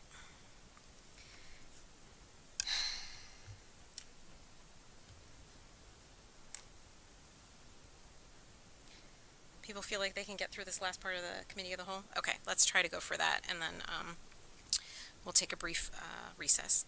So we're going to do Future Ready Comprehensive Goals 1 and 4, a final report from our previous comprehensive plan. So we have Dr. Bucher and Ms. Yoder, and I think maybe Ms. Knaus online for a final report. Yep, I'm here. Hi, Jean. Hi. thanks. We did invite Jean back. When we get into this, I think you'll understand why. So we'll go through. This is a little bit different, so bear with me. I'm actually, we're very excited to present tonight. This past year, we just approved the new 2024 to 2027 Future Ready Comprehensive Plan, and we have some new goals. We'll briefly show that at the end. But we're going to take this month and work through goals 1 and 4. And then next month, as part of the CCL, we do goals 2 and 3, which are more the academic goals, because our Future Ready PVOS and state assessments will finally be shared out. But just to give you an overview of tonight, about a 10-minute presentation, we'll talk about what our original goal 1 was from the first time Dr. O'Donnell was leaving. Mr. Johnson was coming in as interim superintendent when we landed this. We thought it was for 3 years when we wrote these goals because we were delayed due to COVID, and then the state came back a year and a half later and said it's time to do a brand new comprehensive plan. So we really only had 2 years to focus on meeting the target goals we set. As we worked through this, it was really one of the first times. I think what we're most proud of is this was the first time within the district that all schools, out of kind of a vision of ours while we were working through this, set their own. And Nabil, if you can hit the link, if you can go to the 3rd slide and click on that, and hopefully we can see that. So all schools reviewed the goals with their schools, developed school teams, and actually set action steps and goals to begin to meet the district goals that we set forth. So we were really trying to align, was every school looking towards the mission and vision and those action steps. We used a document that looked like that. You might have seen them during your walkthroughs last year, but really to capitalize on each school, what did they want to focus on? And really every school had unique action steps that were a little bit different but really suited their schools.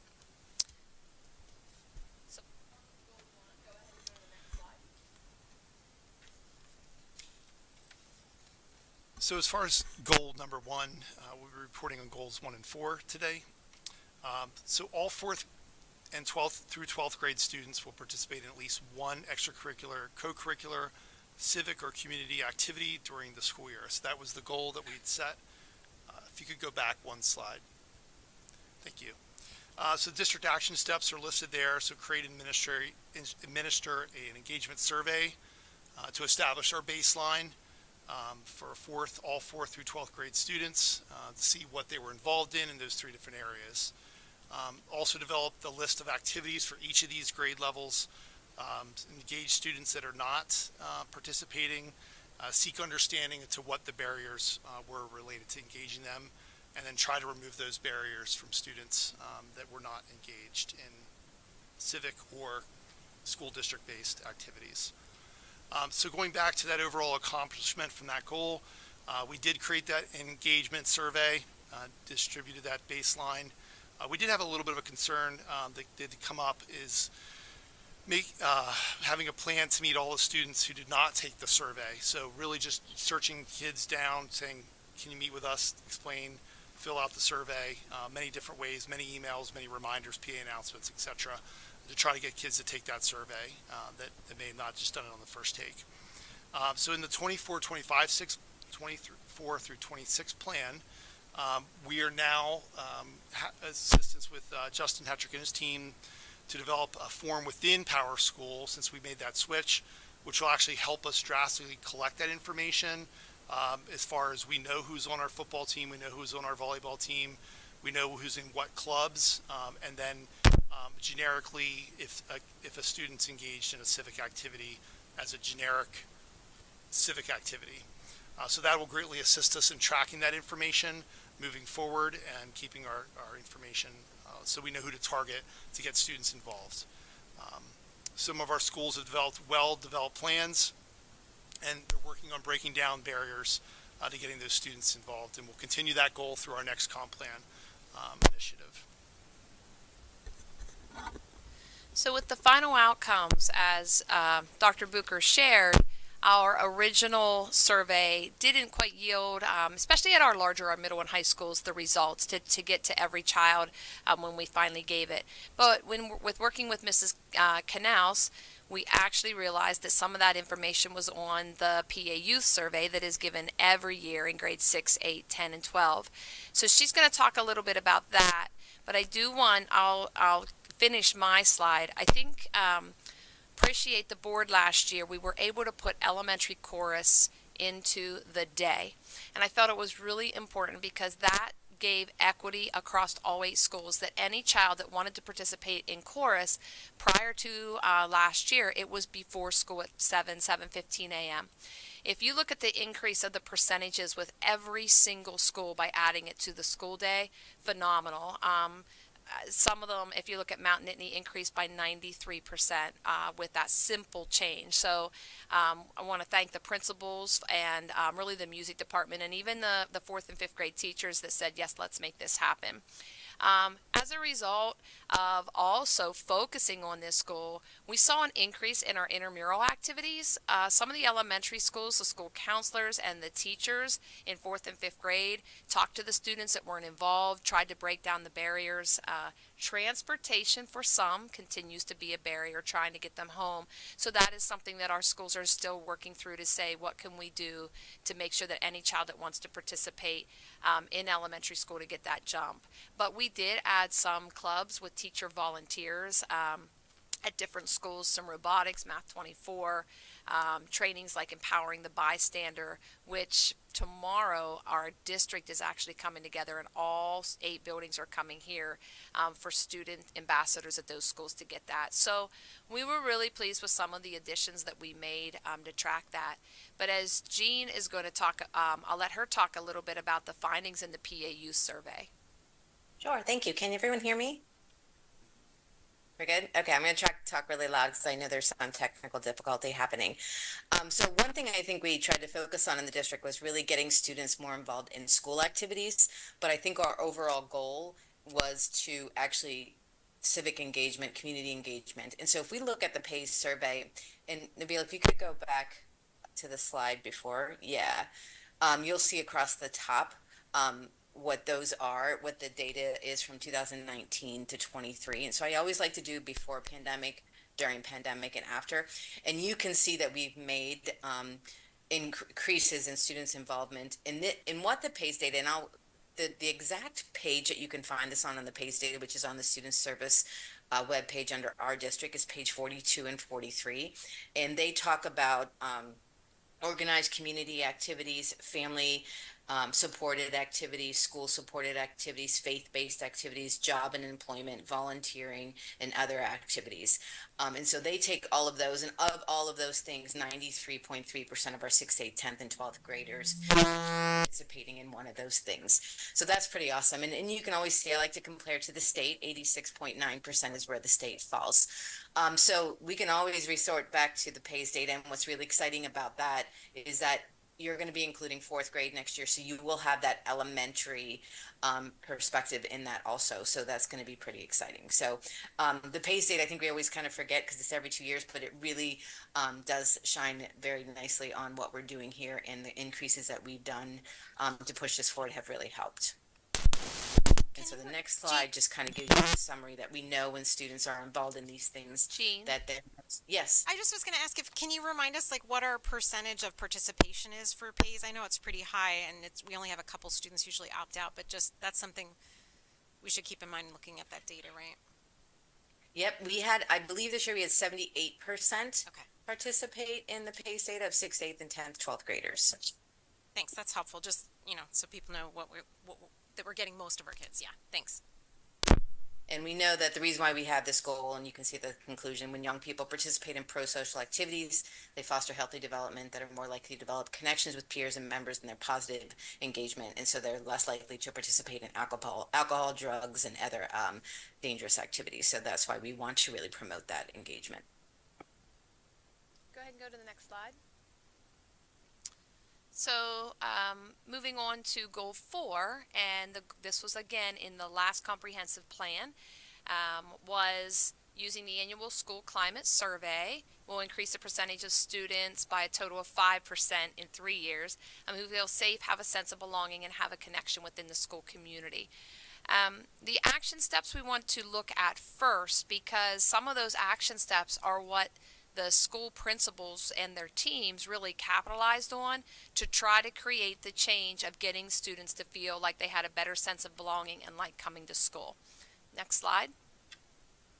So if you look at the action steps, we talked a lot about positive behavior interventions and support teams. And what did we need to do as a district? So one of the things that we did as a district is we met and decided to establish a district leadership team that would make sure that we were creating similar systems and really make sure that we were adding PBIS into every single school within the district. So those teams were established in 2022. I think we met just a couple times. Last year we were able to take a full year with some admin and teacher leadership on those teams. They've met about 7 to 8 times, and we have really made some changes with consistencies. Both middle schools have the same acronym and are focused on the same positive behaviors. All 8 elementary schools are focusing using the STAR acronym, so that when students transfer from school to school, and even for teachers who travel from one school to another, everything is consistent, and we are hoping to even move that into some of our community activities. Next slide. What we feel is a big accomplishment is if you look at 21-22 and where we stood with what is considered banner status. And banner status is you go through a benchmarks of quality through the state. The state does come in. They interview teachers, staff, students, and you have to qualify and have different support systems in place for Tier 1, which would be the full school. Tier 2, which would be to target students who may need a little bit of extra support. And then Tier 3 are the really individualized behavioral plans, not necessarily special ed students, but students who just kind of need intensive plans to support a change in behavior. And you can see from 21-22 to 23-24, we have made great gains with overall what they call banner status and meeting those guidelines in our schools. Still working through a couple of schools, most schools this year. This is because we've done so well and we've focused on some more academic and areas of need like our ESL in the new Future Ready. This is not a goal, but we are going to continue this as part of our MTSS enhancements to keep this district level team going and move our schools forward to fidelity. I've really got to commend State College High too for a high school to have implementation of PBIS and some of the things that they are doing. We were able to take that back to our elementary schools and middle schools and say if it works in the high school, we can make it work here. So no longer are we hearing, nah, 5th grade's really not into the STAR. They have helped us in some of the things they've done with their students and really seen a decrease in behavior because of it. Next slide. PBIS. Positive behavior. Yeah. Implementation and supports. Thank you. Yes. Oh, I no, said intervention. I know, it's just that we're in the land of yeah, acronyms, sorry about that. And I want people to understand. Yeah. Jean, do you want to talk a little bit? These were we had restorative practices goals in place as an action step. So there's been a lot moving forward, but again, with Jean's departure, reached out to her and said, kind of help us out of what we've been doing. So I'm going to have her just talk a little bit about this slide. Sure. So of course in 21-22 we developed the restorative handbook and then started polishing that up since then. But between 22 and 24, in literally this summer, and I have another training coming up, so I'm still actively involved in this process. I trained the supervisors of the food service department. Michelle Simpson did an amazing job in organizing a training on restorative conferencing to really help our students who are struggling with Title IX concerns and issues. Just those are some highlights, but in addition to training the paraprofessionals within the district, I spent, I think, over 6 hours with them, 3 hours in August, and then 3 hours here in the end of September. So we continue to push that and really kind of do a deeper dive into that. We did the entire middle school and high school, reminding them of all of our restorative practices and how we use that in our bullying intervention processes and how if we build community, that really will help diminish and help reduce the signs of bullying and bullying actions. So we'll continue to plug ahead on that. I'm happy to be part of that. Of course, it's something that's near and dear to me and I'm passionate about. And so it's something I think we still as a district really want to pursue and keep continuing to do that.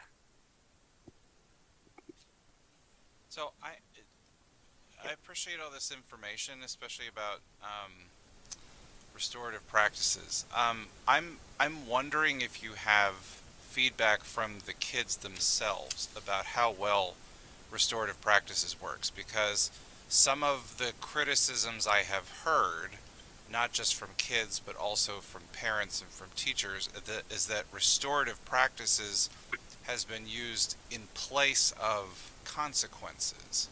And so that's just my understanding is that's not what it's supposed to do. But so how do you make sure that that's not the case? Yeah, so it's not the case the way we're using it. We're really using it as a supplement to, but ultimately, if we're really utilizing restorative practices and building community in our classroom, it should make our bullying and our discipline issues go way less, because we have a community that we're managing the conflict before it becomes something that's reportable or something that rises to the level of concern. So you're managing this, you're minimizing the negativity, right? You're addressing it before it becomes a big thing.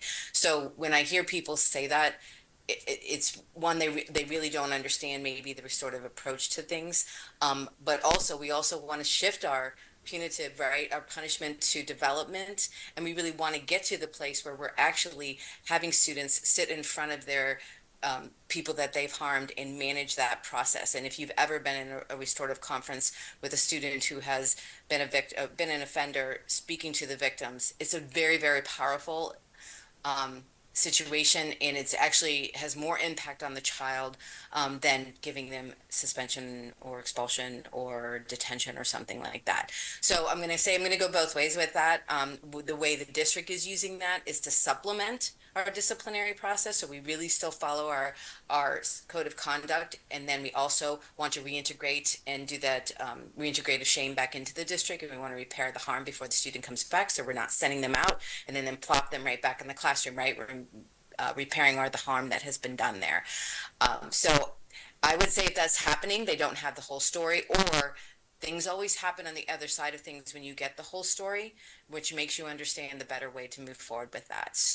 So, and I'm not sure what students, I know Delta has been training their students, so I'd be curious to hear what they have to say about that. I agree. I would be curious to hear what a lot of people would have to say about it, because it sounds great to me, and I don't know if I don't know if I believe that the restoration is working in the way that you think that it is. And I don't know how, it's a hunch just based on having talked to a lot Who's speaking?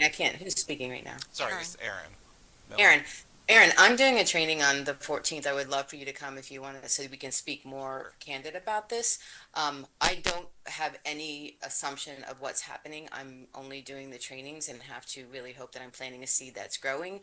And so I do think that there is a lot of misunderstanding. I do think that if people don't understand the process, then they're going to fill in the blanks with what they think that should happen.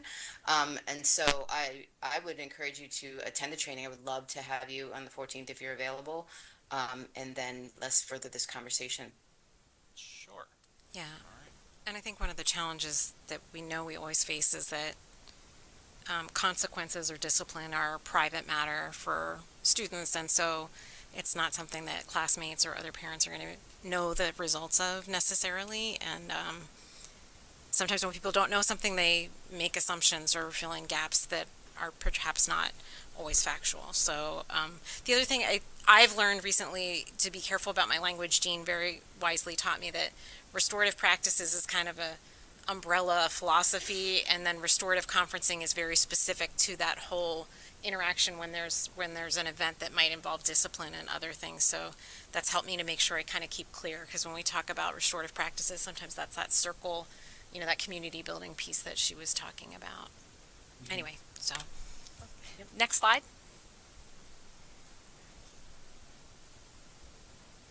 So going back to the overall goal, we talked about the action steps and some of the things we did to meet the goal. We have been administering the PA School Climate Survey. We did it in November of 22, again in November of 2023. Mid-November to late November, we will be giving it again this year. And then in addition, we're going to share the Pennsylvania Youth Survey, because the PA School Climate Survey doesn't get to all of the things, all of the components that we're expecting to try to get the increase. So we've added the PAYS data in the next several slides.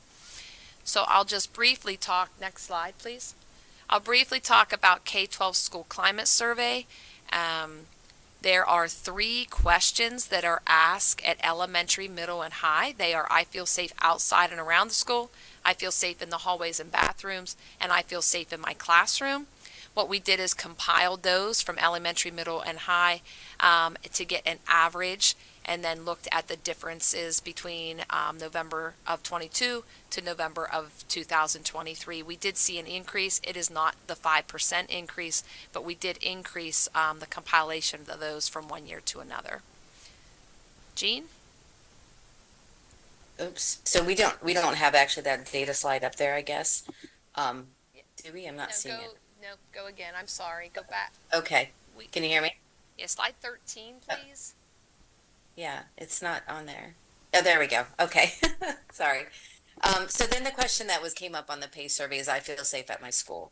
And again, you can see the comparison from 2019 to 21 to 23, and then the comparison from the state.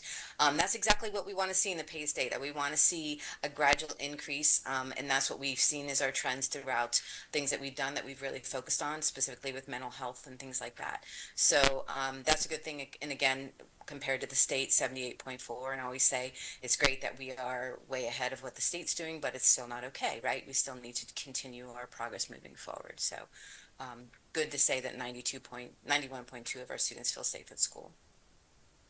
And then the other areas Jean's going to talk about, because again, they were not on explicitly on PA School Climate, but she was able to find it through PAYS. So let's go to the next slide, I guess. Slide 14. There we go. So these are just things that so enjoyed being at school in the past year, we think is very important. I actually thought that 59.4 is kind of low, but then when I saw the state was 36, I thought, okay, maybe not everyone likes to go to school. That's reasonable to think. But again, we're making progress there, so that's good.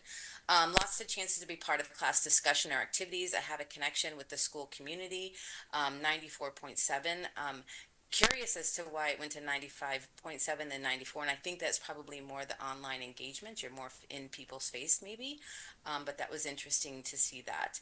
And then my teachers praised me when I work hard in school, and this kind of refers to having connections within the school community, and you can see that we've gone from 65 to 71.6, and of course these are perceptions of students, and then again compared to the state is 54.2. So again, gradual increases is always a good sign with the PACE data. And then the overall conclusion in the next slide is very much the same. People who are engaged in the processes in school and are rewarded for what they do and feel comfortable about what they do, they're not going to engage in dangerous activity. And so that's why we really want to get them involved in classroom activities, teachers to provide that positive reinforcement and that praise within school, and making school a great place to be. Next slide. So again, we've already discussed there is no longer a priority goal for these areas, but we will be continuing to give the school climate survey, report on it. We'll do it probably next year as an individual report on the assessment calendar that we bring before the board, and we will, PAYS will be going into 4th grade in 2026, so we will have that data as well. Next slide. So looking to the future for the 24-26 comprehensive plan, which will be now goal 3 for engagement. The goal is 90% of all 4th through 12th grade students will participate in at least one extracurricular, co-curricular, or civic/community activity during the school year. Listed up there are the target goals for the next 3 years. Target 1 at 75%, goal 2 for the next year, 80%, and then eventually our in 3rd year 90% of those students to meet that threshold.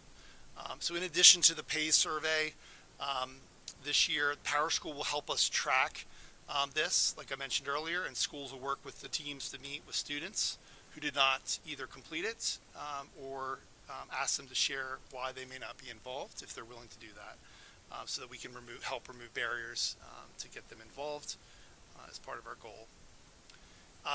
In addition to moving forward to the next slide, this is some pictures of our teams working together on these goals and some collaborative efforts across buildings and teams. And the template really here, Nabila, if you could click on that link, the blue link. This template is what helps us guide the goals and how we will address the goals, the new goals moving forward, and helping guide our comprehensive plans. We'll circle back with these. Really, the goal there is to circle back to connect to our mission and vision. Really just going back to the group about a year ago where we were all in a room at the Ramada, the large group, stakeholder group, where we created the mission, vision, and mission. So that's circling back to that key aspect of what we believe in as a group. And that's how those are guided, goals 1 through 6, and then they're giving action steps for each goal, and then recording them at the building level on how they apply to the buildings. I believe that's the last slide. Thanks very much. Dan? Yeah, I have one question about slide 10.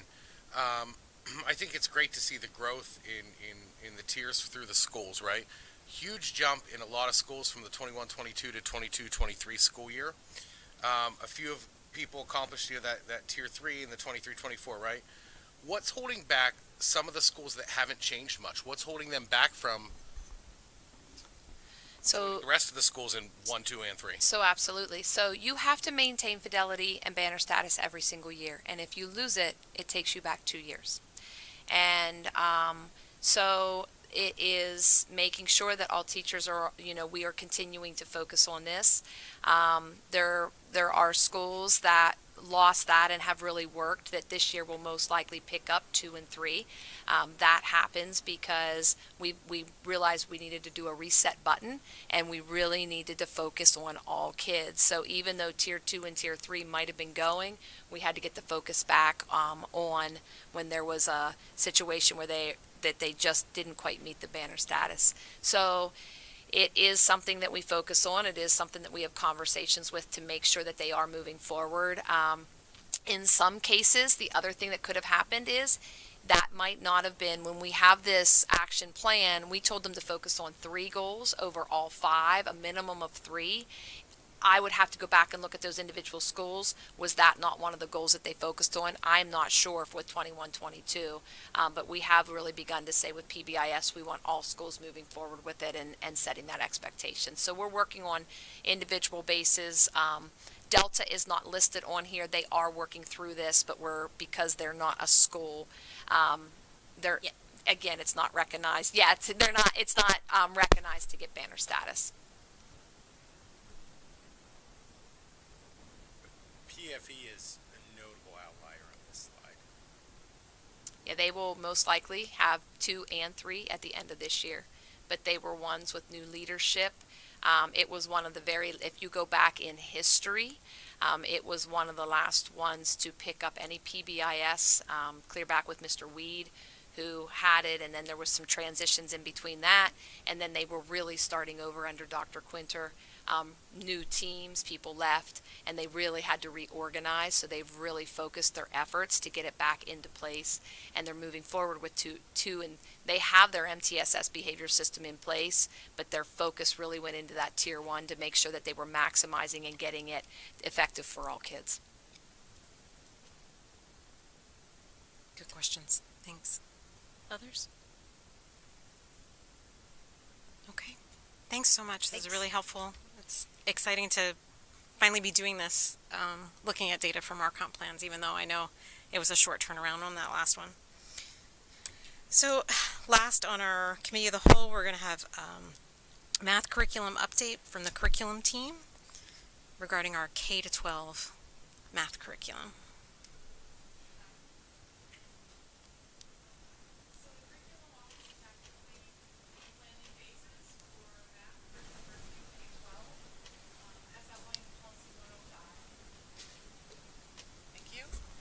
as outlined in Policy 105.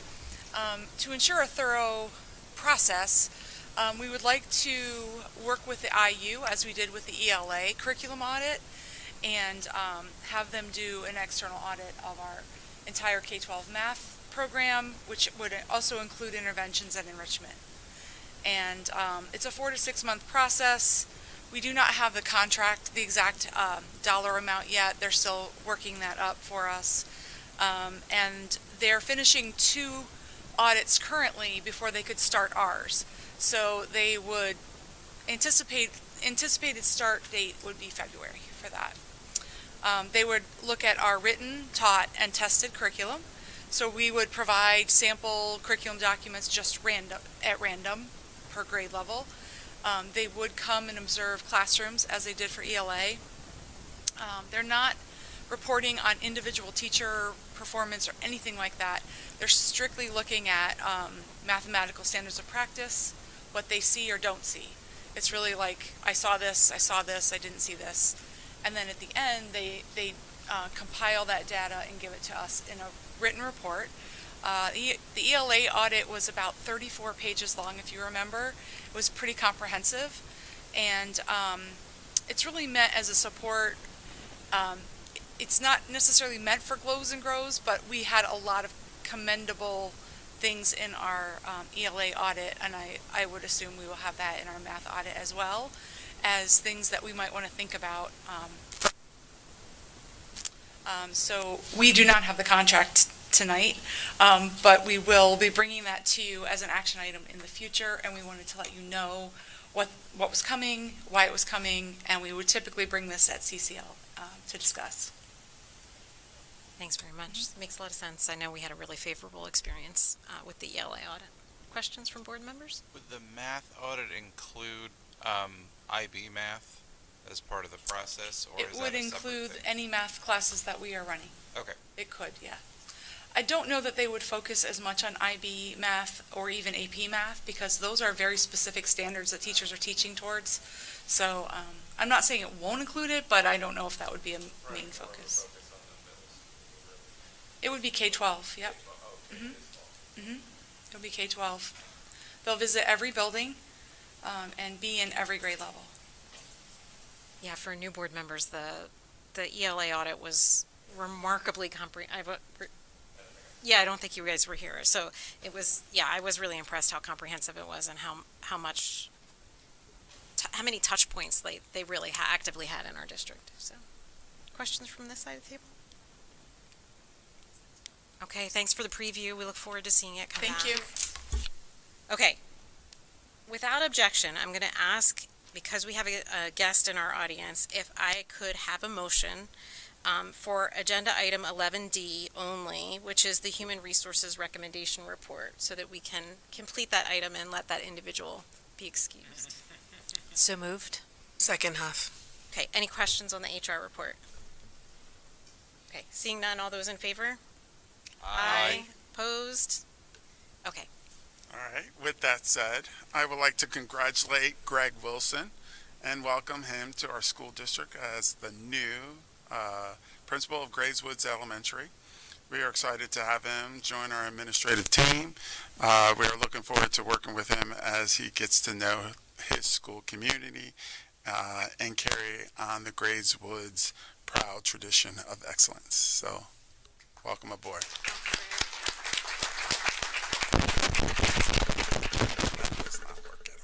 Thanks very much. Okay, I know we're all really eager to get to the first, to get to another item on the agenda, but we are going to take a 5-minute recess, and we will be back promptly, please, board members, in 5 minutes.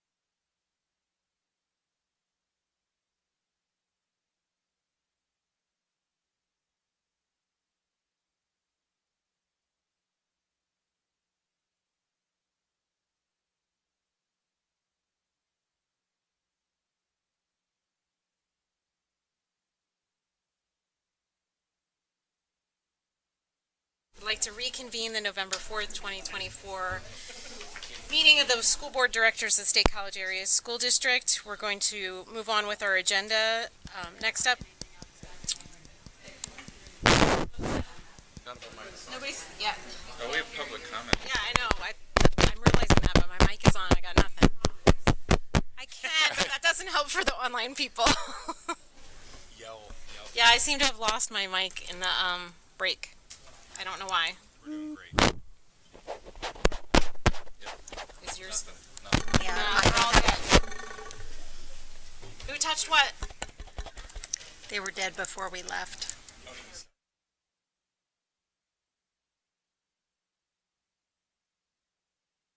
Push any buttons.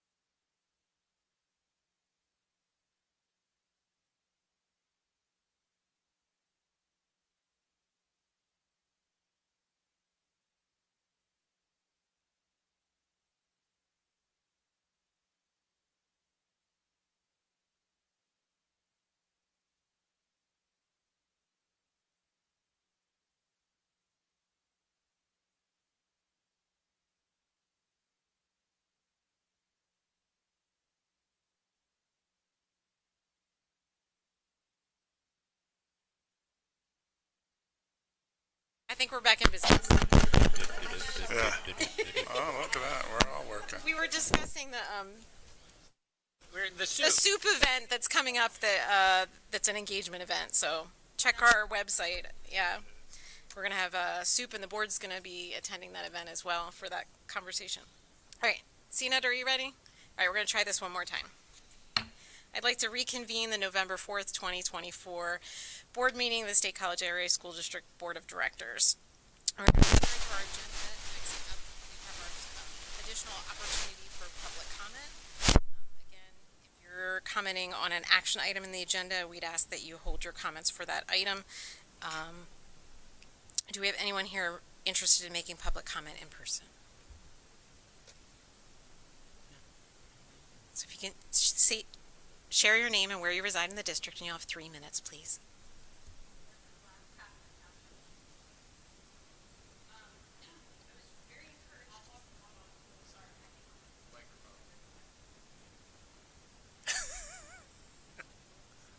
It sounded good. It's on its way.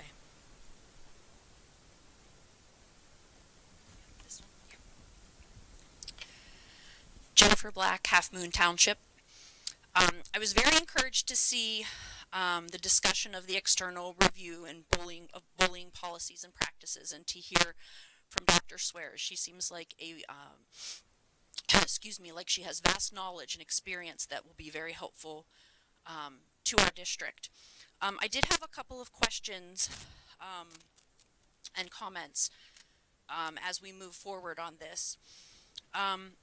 It was stated in one of the proposed scope of services, the mental health programming review, and I was wondering how much of that was already being covered by Dr. Erbacher's review, and just saying that her time may be best used consulting with Dr. Erbacher, since she has spent many hours with the in-depth review of the mental health practices and programming. Also, the board talked about the focus groups, and I think it's very important that elementary students are included, and that you get a wide demographic. So I was glad to hear that Dr. Swears was interested and able to work with a wider group of students. That still leaves, though, some students who might want to have their voice heard who are not chosen, and others who perhaps aren't comfortable in a focus group setting. And so I was wondering if there will be opportunities for other data to be gathered either by student surveys or using past student surveys, incident reports, things of that nature. Excuse me. I also was wondering how often we would be following up and how we would be measuring change after the recommendations are implemented.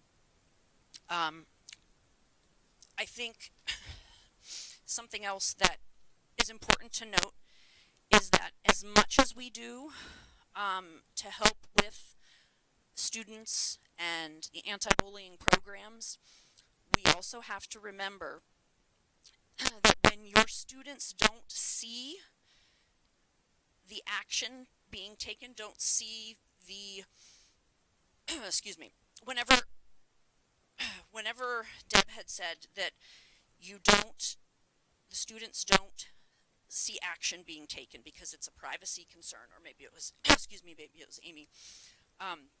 That's very important to note, that we need to make sure we change the way we do things so that when our students are telling us that there's a problem, they know they're being heard. So, thank you. Anyone else here in person for public comment? Do you have anyone online for public comment during this period? Oh, yeah, sorry. No. Okay. So next we'll move on to the consent agenda, which includes several items that we'll address in a single motion for approval, and we'll go through each category individually. First up, we have approval of minutes. Any questions or corrections? Okay, seeing none, we have finance and personnel. There's a facility improvement grant here, technologies contracts. We've already approved the human resources recommendation. Any questions? Okay. We have some out-of-state travel for instructional programs. Any errors there that anybody caught? Okay. And last, I believe, is physical plant. We have some routine approvals. All right. Seeing no questions or problems, I'd like to call for a motion to approve consent agenda items 10 through 13 minus 11D as presented. So moved. Huff second. Okay, that's been moved and seconded. Any last questions from the board? Any public comment on the consent agenda? I'm contractualizing those words.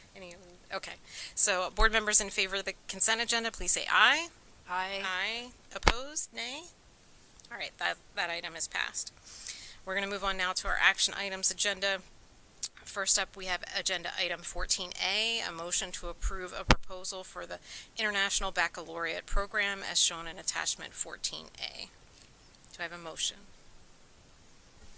Huff so moved. Anderson second. Okay, that's been moved and seconded.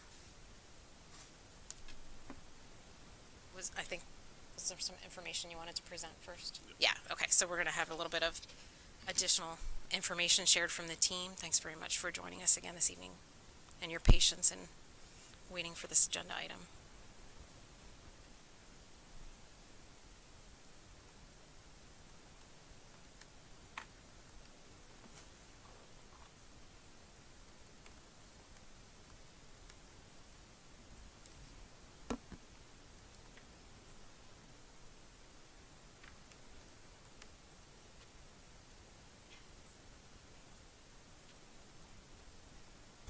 All right, good evening. I've a few of us here today to talk about the IB.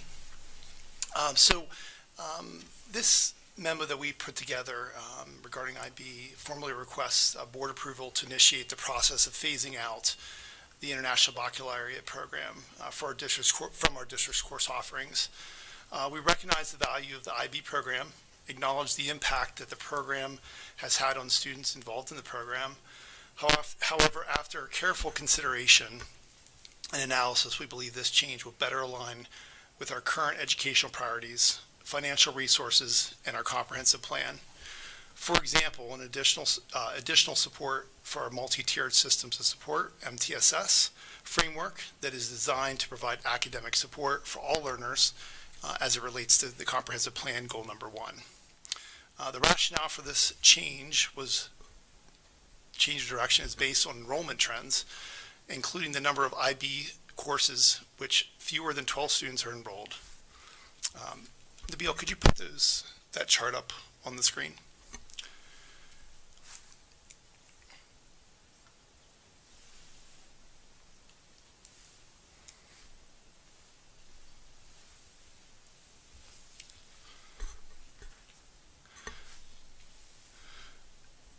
So I guess that's not it.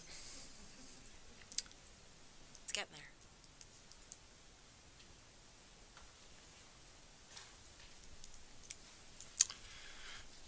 So as he's getting at, the increased resource allocation, flexibility of teaching assignments, and increased capacity in our scheduling process have also been considered. At a previous reported, the IB diploma completion rates have remained low. Are you able to use the PowerPoint I shared with you? No? Okay. So just walking through, that's a little small for everyone's eyes. So in the 2021 school year, there were 12 students who earned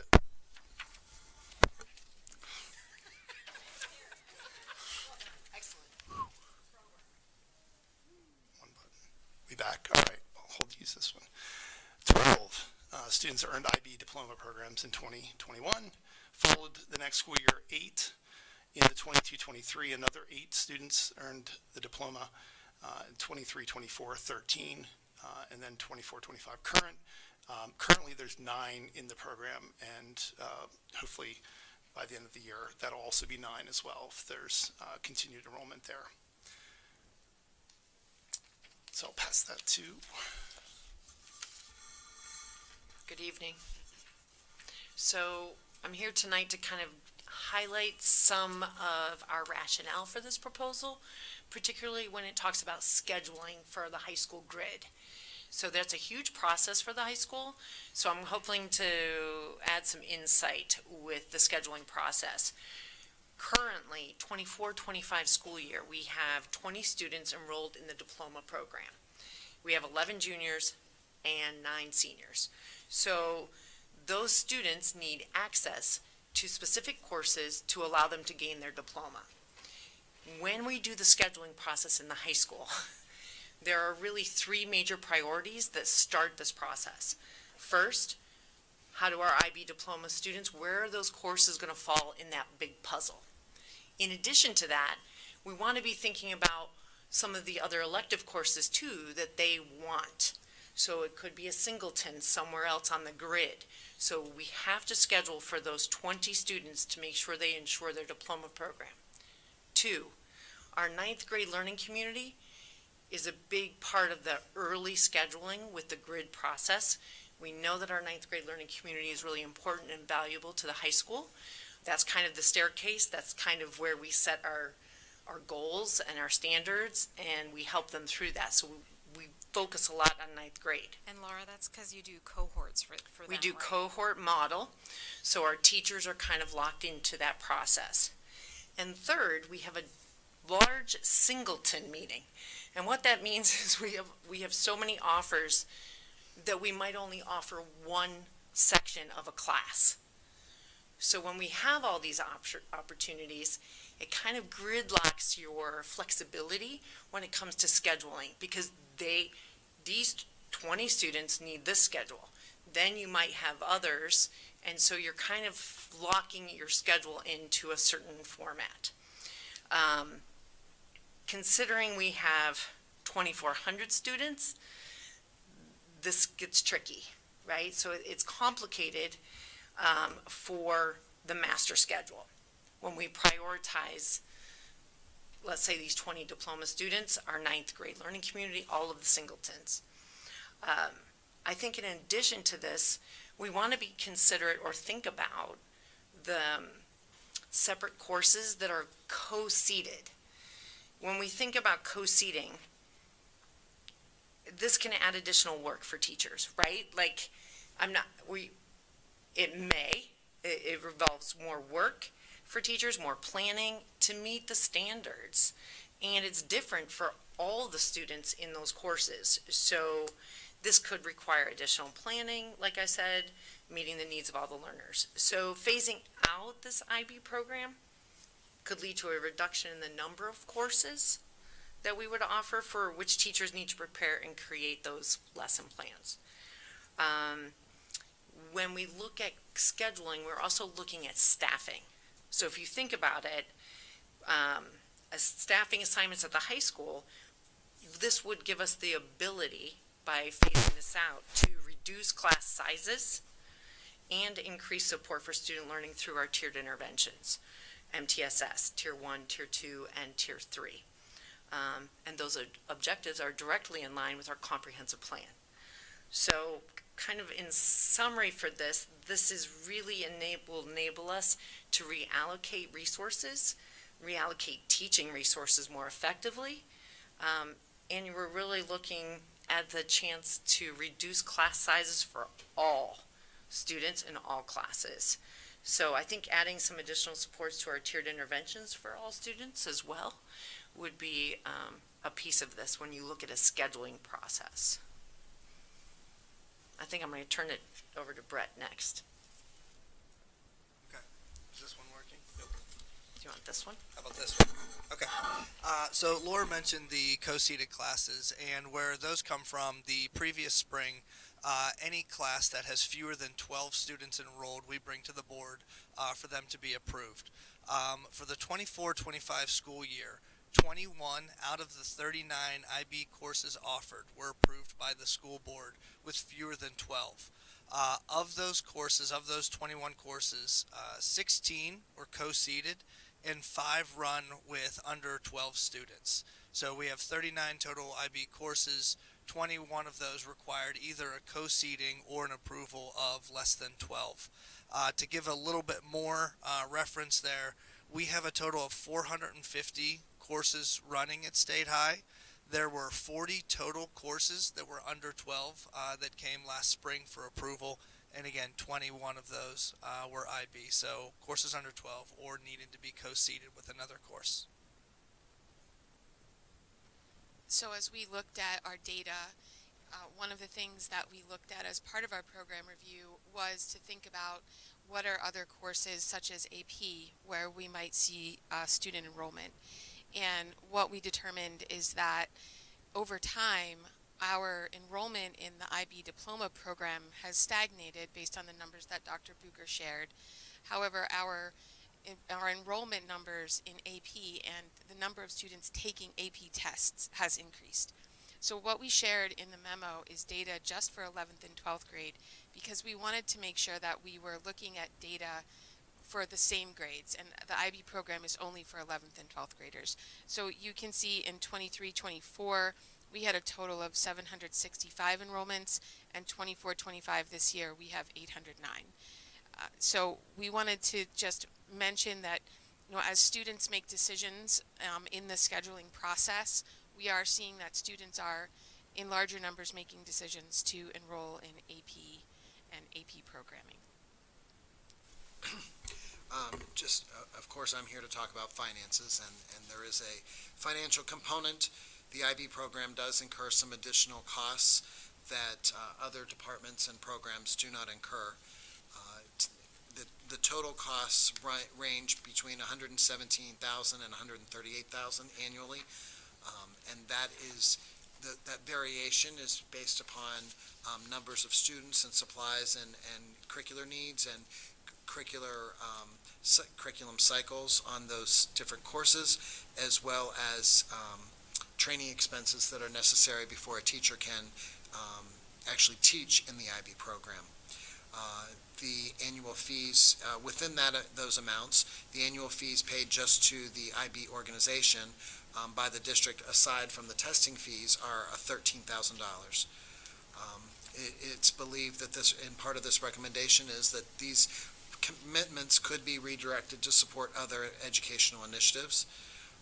Since, the district has made a financial commitment since 2017, 1.1 million has been committed to the IB program, so it hasn't been that we haven't tried, and we've done a valiant effort from that perspective. The IB department, as we compare departmental costs with our cores, the budget is about $33,250 when we're comparing similar type costs.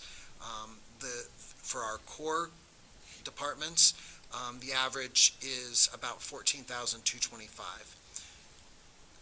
Keep in mind that a department budget generally for our cores is covering students 9 through 12, whereas IB is only grades 11 and 12. So as we looked at this program review, we wanted to make sure that should the board make the decision to phase out the IB program, that we have a plan to support students who are currently enrolled in any way with the IB diploma program or who are taking an IB course a la carte. So we do have some 2-year IB courses, which we would want to make sure that any student who's currently enrolled in year 1 would have the opportunity to complete. So as we come to the end of the memo in the current school year, what we would be looking to do if the program were to be phased out is to discontinue enrolling new students into the diploma program itself. And then we would look at what courses need to run in order to make sure that students who want to complete their diploma have access to the courses that they need, and students who are in a higher level 2-year IB course would have the opportunity to complete that course as well. The next school year, we would evaluate what specific courses need to be offered as part of that phase-out process. And then in 26-27, the phase-out process would be complete and we would no longer be offering IB courses. Thank you, Jackie. So as far as conclusions and considerations and giving the board an opportunity to ask questions, it is the recommendation of the administration that the IB program be phased out. We recognize that the board may choose to continue supporting this program. If the board is committed to maintaining the IB program, we need to be transparent regarding the ramifications of continuing on this path. First, to fully embrace this program, we must consider hiring additional teachers to grow the IB program properly. The administration anticipates the IB program would need an additional 4 to 6 full-time equivalent teachers to be adequately staffed. In reality, even if the personnel funding for these additional teachers could be secured, there's a lack of additional classroom space for these teachers.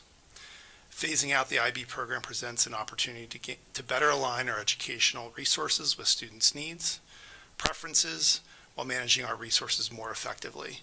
We seek the board's approval to proceed with this plan. Thank you for your considering our recommendation to phase out the IB program. Thank you. Thanks, Jonathan, and everyone. Is there anything you want to add, Mr. Johnson, before we take questions? Let's go with the questions. Questions first. All right, let's start there. Ann, do you want to start? Yeah, I want to thank Jonathan for providing a follow-up email with the list of IB courses under 12 and then specifying the co-seating, because I think that when you're thinking the IB courses, because I considered them for my son, are amazing. And so I have complete, like, educational, pedagogically, complete agreement. I also, because I was a para in a classroom, I know what it's like to be in a class of math students. Granted, it was 6th grade, but you have a lot of students, and I was really also appreciative. Shay emailed like what it was like for some of the CP algebra classes, those high numbers, because, or I don't know if I even want to make it causal, but there's a high number in those courses and a really small number in the IB courses. And so I think you can simultaneously fully, with your whole heart, commit to that, and then also recognize when you look at the course enrollment information about co-seating, the consequences for teachers. I mean, so like one of the ones is like film theory 1, that's not right, the right words, but film theory 1 and film theory 2. Like I can see how that could work, but some of the other courses, I think what you were talking about, Principal Tobias, is that is a larger kind of burden on a teacher trying to manage those things. And with the consequence of the other students who are not in the IB program. So, I mean, I appreciate that data, but I also think the data you provided in terms of the course enrollments and the cross-seating, to me, is really, I really appreciate your accounting of that. Is that, looking forward, you know, because we're going to have to make the decision, is that data, like, are we going to be in the same situation in spring of having to approve smaller classes again? So, like, is this a data set, I'm sorry, I'm talking too much, but is this a data set that is characteristic of what we're going to be facing next February, with the impacts of students outside IB, and with the impact of co-seating on the teachers? Because to me, that is what I'm most concerned about. It's a good question, and I believe the answer to the answer to that would be yes, because we would be seeking additional staffing so that we don't co-seat classes, and they would be very small numbers. Those classes would be very small. And so I think it's hard to imagine, like, we've done about everything we can to try to get more kids in a la carte, hoping that would interest them in the program, and that didn't happen. Is the high level, standard level also a component of the scheduling complication? Yes. Okay. Could you explain that? Because I don't feel like that's part of the scene in this So data. the very first, part of the very first, would you like this one, Laura, or do you want me to answer? The very first thing that we do when we start scheduling is we look at IB classes and make sure that they're offered in a way that makes sense, so that kids can get what they need for the diploma program. And that's, of course, what we should do, because we're here to serve kids. We're here to help them and give them what they need and what they want. So, but the challenge to that then is teachers teach 5 classes. But you can see from many of the numbers, only one of them is an IB class. So that means they have 4 other classes, and we have to schedule those 4 classes so they don't have all 5 classes are unique preparations. So you're not teaching 5 different classes, and that may sound,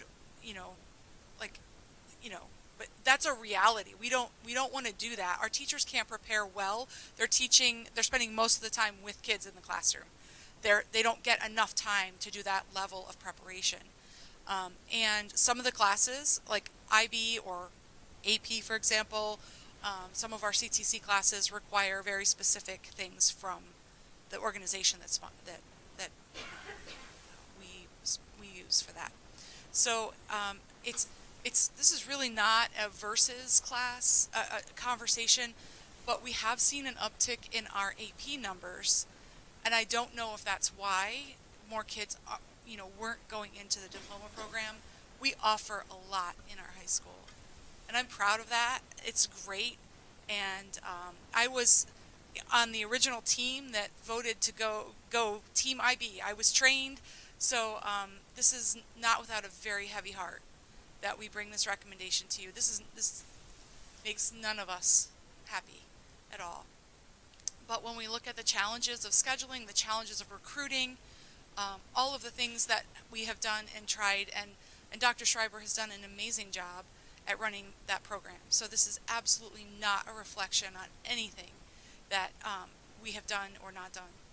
It's just that I think it's just our high school offers so much. We're a comprehensive high school.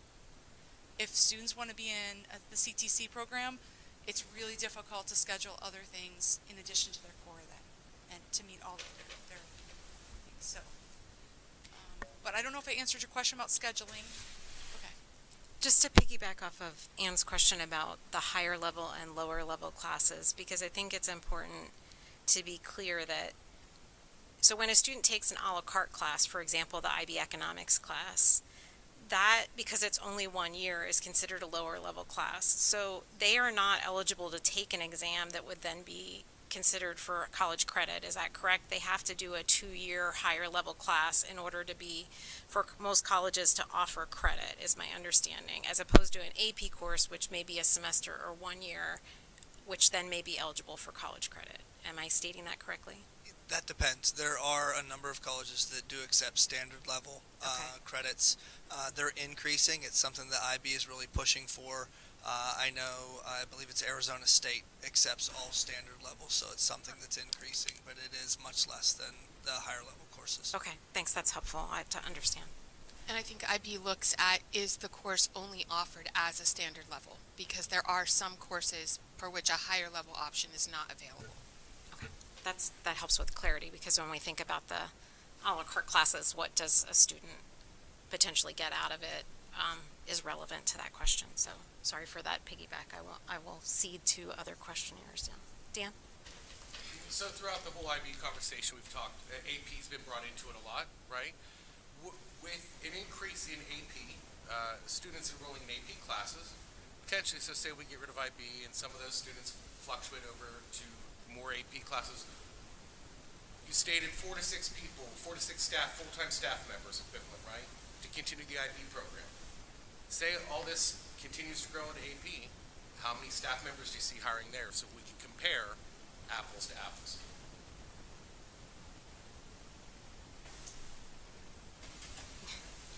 Good question.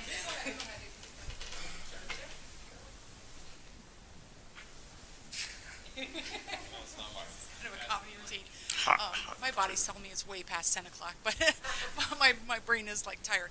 No, our AP numbers, our AP class sizes are very high. They tend to average about 25, just to give you a sense. So, right, so how many additional staff, if these students, we get rid of IB and they start flowing into more AP classes and that continues to grow, right? I'm trying to compare apples to apples. You said if we keep IB 4 to 6 equivalent full-time staff members, if we get rid of IB, what's that AP staff member total that we would need to grow by? So I'm not sure they would necessarily go into AP. They may. It depends on the course. Some may, like, for example, you have to take 4 years of English in high school, in State College. So we already have the staffing for all of those English classes, whether they're IB or not.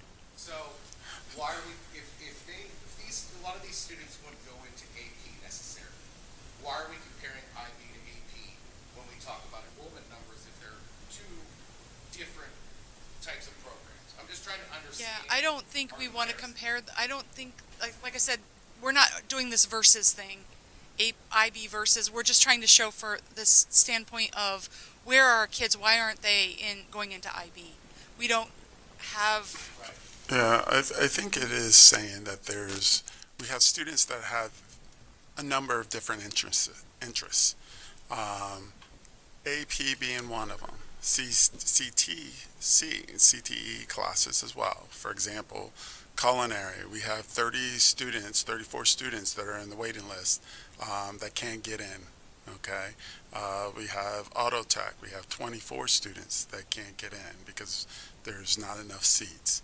So we have these programs that kids are trying to get in, that's showing that there's an interest, but we're not manning. We're not providing teachers and things of that nature. But yet we have an IB program where there's not the level of interest, there's not this waiting list, but yet we're funding this program. So that is what we're trying to equate. Additional classes that have low enrollment as well, right? So I know Yes. the IB classes are 12 or under. We still have that block of 18 others that are 12 or under that we are too. So I'm just trying to understand the whole. Yes, but you're also for 2,300 students, you're providing that. You're doing 20 for a lower number of kids, for 20 kids to be completers. So it's a big difference between the 2,200 students that you're providing. In the IB program, right, you say we're doing it for, we approved 19 classes for 12 and under. And that's only for the kids in IB, right? And then when I say the 18 classes that we're also approving for 12 students and under, like, and you stated the 2,400 students that are enrolled in the high school, right? We're doing it for them, those other 18. But those 24 also have the ability to enroll in IB program. That we're approving those classes for under 12. I mean, am I framing it right? I think I understand what you're saying. Right, so I get it, but that 2,400 student population has access to IB a la carte, and they have access to those other 18 classes that we approved for 12 and under. So what's we're talking about teacher time with IB, and it takes more time. Go ahead, Deb. Well, if I could speak to that a little bit, because I looked at the full memo that was provided to us on the class sizes under 12. Not to steal your thunder, so if you guys want to take it. But some of the classes that we approve, we only approve every other year, for example.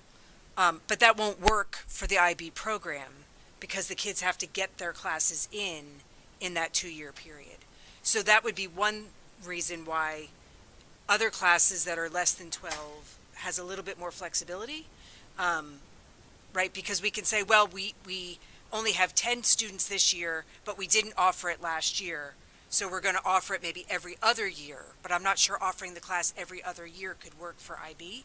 So we don't have that kind of flexibility within IB. That's just one example, but I think that was used in at least a couple of the ones in this list. I'd have to look through. A couple of them were CTC classes, and so they were, again, we needed to offer the second year of like auto tech or something so that student could complete their program. So it's another example of, I would agree with what both Mrs. Merritt said and what Mr. Johnson said, that our high school offers so many wonderful things that it's almost hard to support all of them because you need to have a critical mass in every wonderful thing. And teaching staff it's chunky, right? You can't put a third of a teacher in a completely different thing, right? Because that's not what they're certified to teach in or something. So it's kind of, if you have a class, you have a teacher that has to staff that, and that can be a number of students from a low number up through 20-ish, right? And then if it goes above, then you chunk then you have another staff member. And I think we're just in this situation where, some of the ones that are being co-seated are like all these language classes. But if that's a real burden on our teachers, are we really going to hire another full-time French teacher for IB French and another full-time German teacher, right? So I don't know the right answer, but those are some of the things that I've been thinking about. Peter. Yeah. So something. I mean, there are a few things that are kind of concerning me about this. So one is that this program has a set of learning objectives in it that is distinct from other forms of curriculum, and in the rest of our curriculum, as much as I appreciate it, so I'm not intending to say anything like that, certainly about teachers or anything like that, but it's kind of baked into the structure of American education and education in Pennsylvania, is that the things that are emphasized in the International Baccalaureate program are not emphasized in the rest of the curriculum. And I think that that's a failure of the American education system, big time. It's a failure in our standards, and that the International Baccalaureate, by focusing so much on the context in which people living in the United States, as we ought to be relating to the rest of the world, is not happening. And if we get rid of this program, a kid who wants to be a diplomat has nowhere to go. And I think that something that the board really ought to consider is that we close this program down. Whether we like it or not, we are in competitions with charter schools, and there will be a charter that will seek to fill this void real fast. And I do not want to give more money to charter schools. I don't. I want them to be in our buildings with great teachers who are supported fully.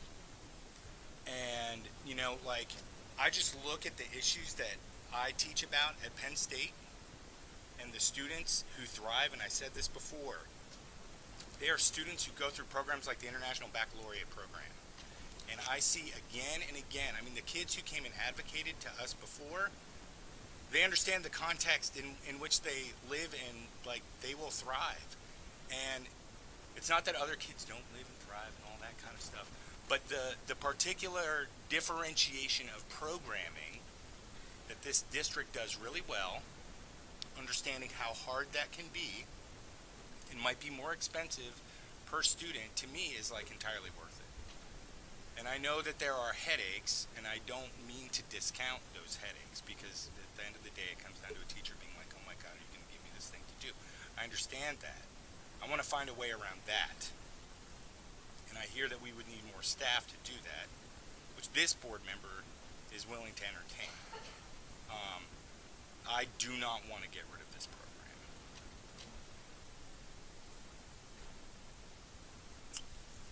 So, you got to understand when we say staffing. The staffing that we're talking about are not full-time teachers. They're one class of a teacher, but that teach 20-something classes because they're all in different classes and teach different content. So it is very difficult to find teachers, part-time teachers, to teach one class of a subject. Just to bring this home for you. There's also a teacher shortage, okay?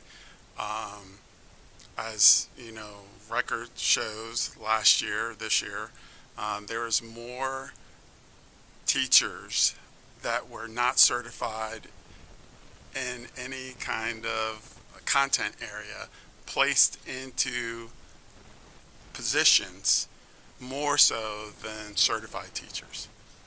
And that's happening in our rural and urban districts, which is slowly creeping into our district. This is one of the reasons we were not able to fill the Cisco position. So it is becoming more and more difficult to find teachers.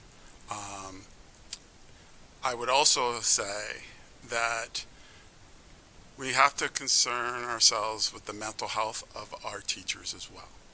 And putting more and more on them, co-seating things, is something that we need to be concerned about as well. It's not just the students, it's employees as well.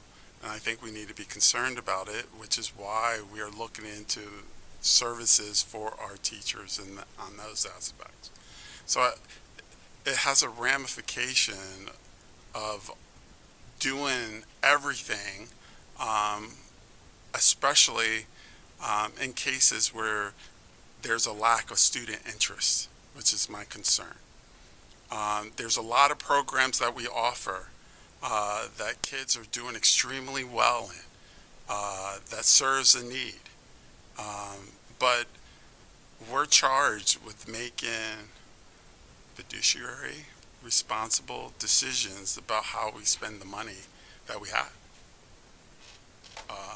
And we're going to have to make hard decisions, and it's going to happen either now or later, but we're going to make those decisions because you're going to be forced to do those type of things.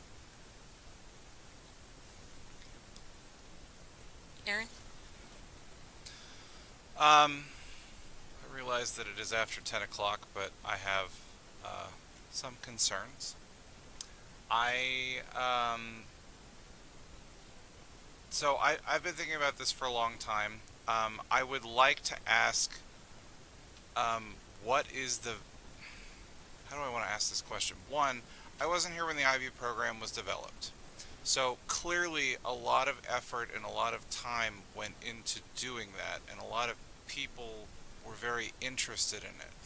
What was the value that you saw in IB that got us to develop it? Because we've had 2,400 students in the high school for a long time. We've had a lot of great programs for a long time. So what was it that stood out about IB that made us want to pursue it? I think as educators, as Peter said, we bought into a lot of the philosophies. We like that.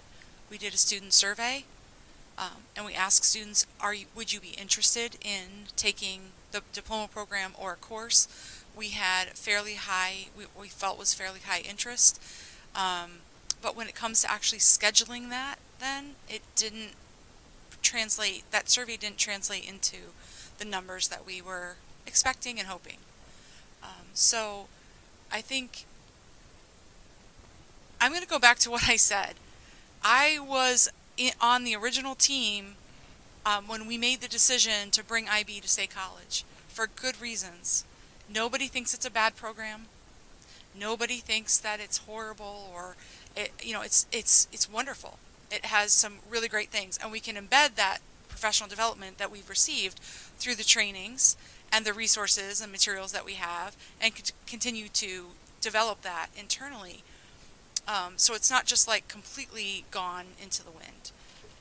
But we're bringing that recommendation to you because of the challenges that we face every year with scheduling, with teachers, and listening to the real concerns they have of co-seating classes. It's not easy. So, like I said, we brought it for good reasons. We were also, I think, a real concern were charter schools. But we don't have a large number. I believe there are, 8 or 9 this year in the program in year one.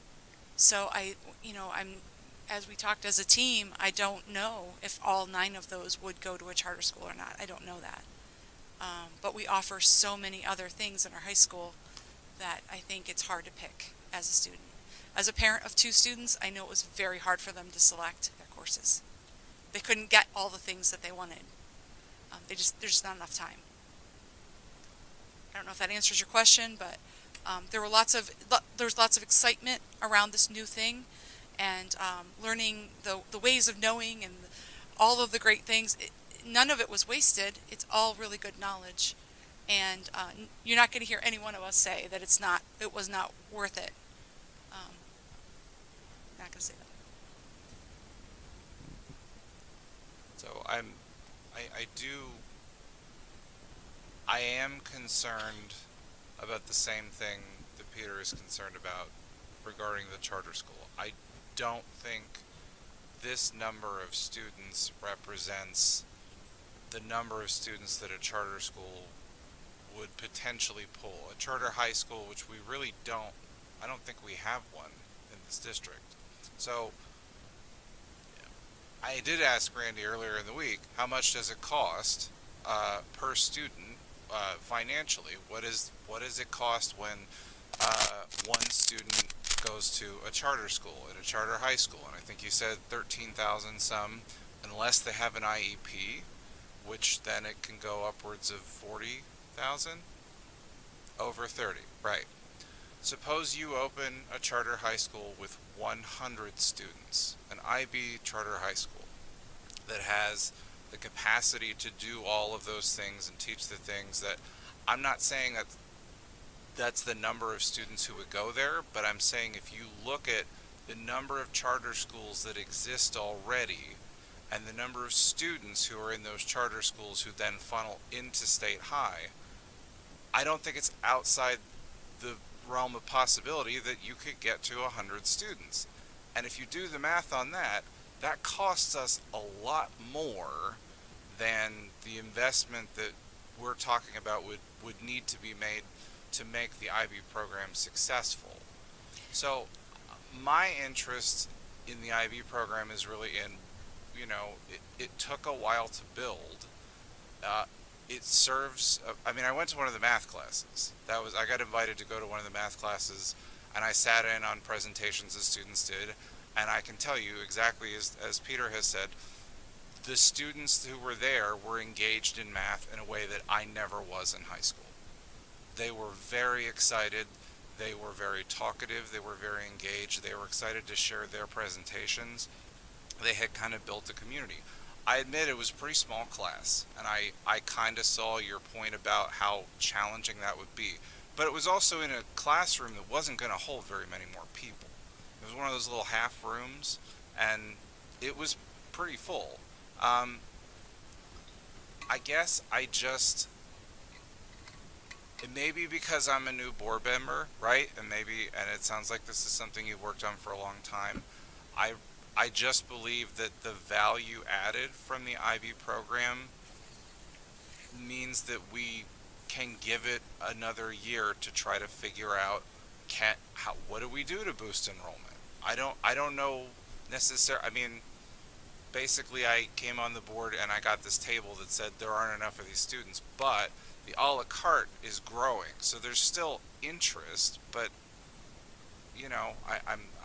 I'm not sure how to reconcile that, because I don't like the idea of taking away something that we put so much time and money and effort into building that I can really see the educational value of, because I don't know what's there for those students when IB math goes away.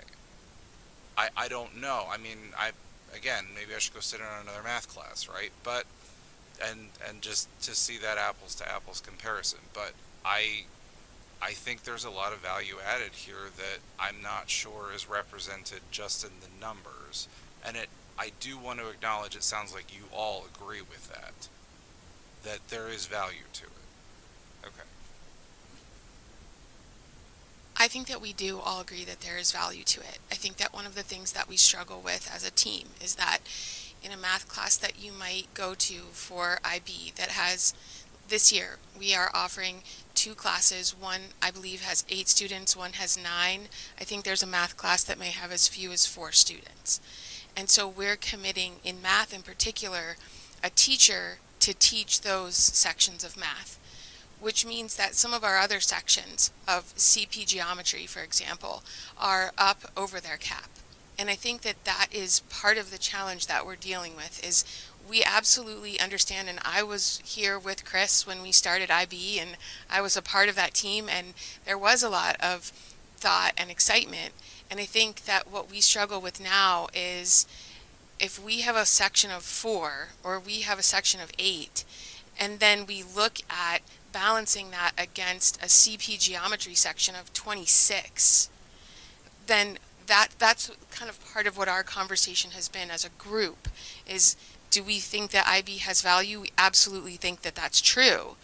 And also, we have a section of 8 that we're prioritizing on the scheduling grid, and there are 27 other students in a CP geometry class. And how do we balance, because all of those students, IB students and CP geometry students, deserve to have a good, quality, equitable experience, and it might not seem, it doesn't necessarily feel like that's the case if I'm in a class of 8 and Mr. Wilson is in a class of 27.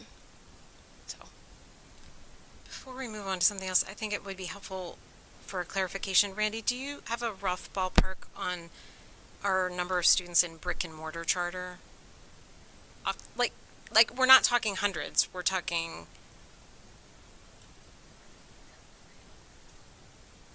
with in charter.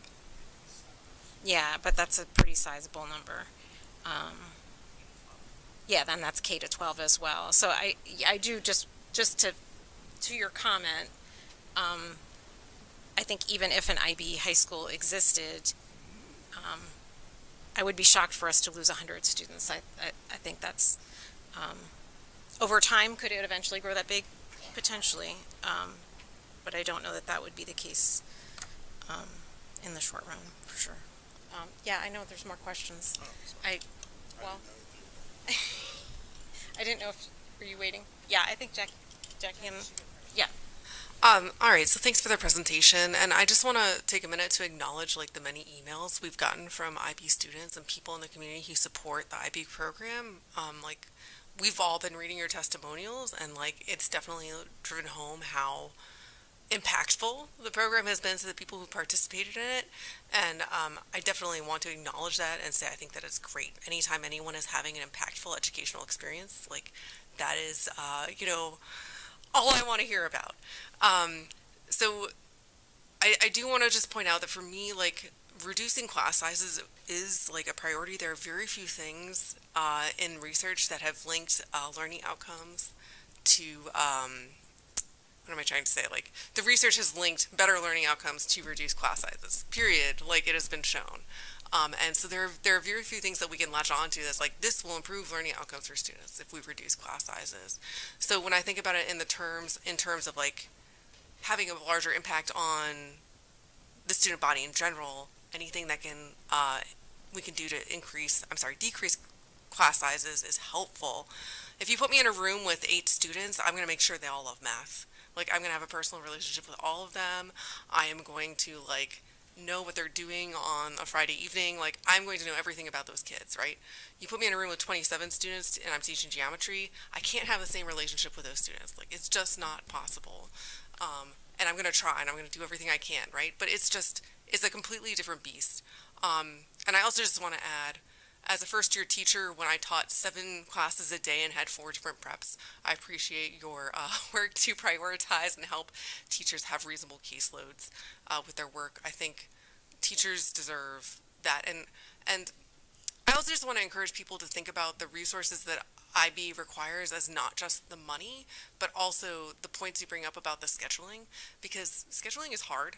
And Yes, it is. I'm sure it occupies months of your life every year, and having to have IB take top priority in that situation for a relatively small number of people. So you said like kind of the second priority is the 9th grade learning community. Is that every 9th grader who's Every 9th grader. So that affects every 9th grader, Correct. right? And So that it's comes 600 after 600 IB kids at this point. versus 20. Right. And first comes IB and the courses that IB students want to take that are not IB courses. Correct.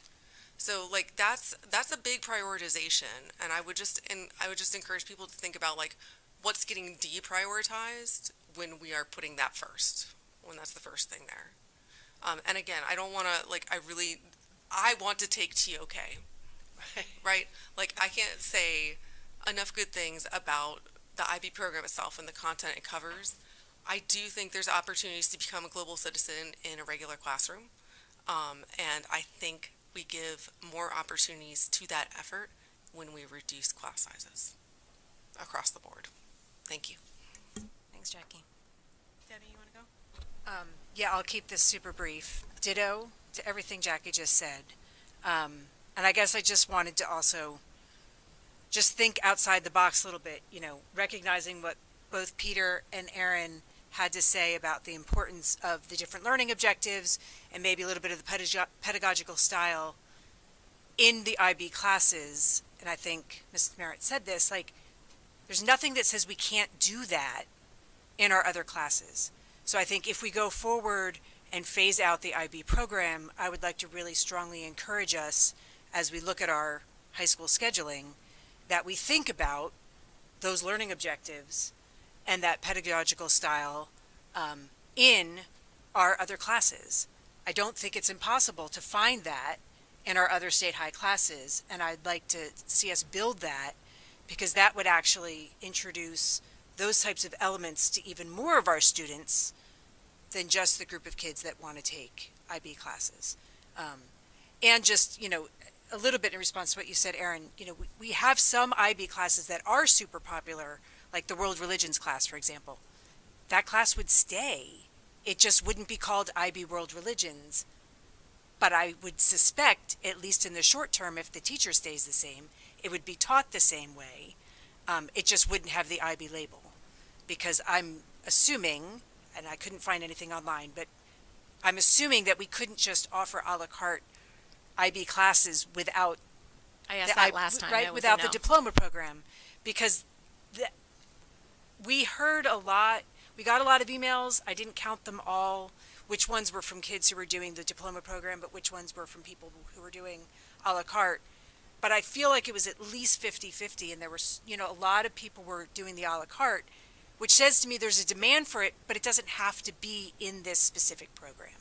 So let's think as a district how we can build this capacity, even if it's not called IB.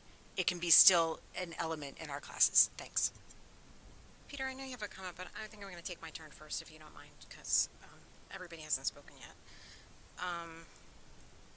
So this is a real challenge, and I think the reason it's so difficult is because there are tendrils of impact in so many different directions, which are hard to quantify and qualify even the impact that they have. What I have come to really try to focus the most on is what, Jackie, you mentioned about equity. We're always in this push-pull situation in the district. We want to make sure that every student has some kind of positive experience, right? That's what we just reviewed in our comprehensive goals. We want kids to feel connected. We want each and every single student to have something that they feel is positive and beneficial. And then we have the other side where we have a multitude of students with a multitude of needs and a limited amount of money. And we've got to also meet as many of those needs as we can. And those are competing objectives. They just are. And that's kind of the situation I think we're faced here.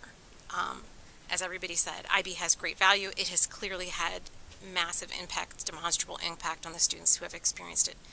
Were we to keep it, would it continue to do that? Absolutely.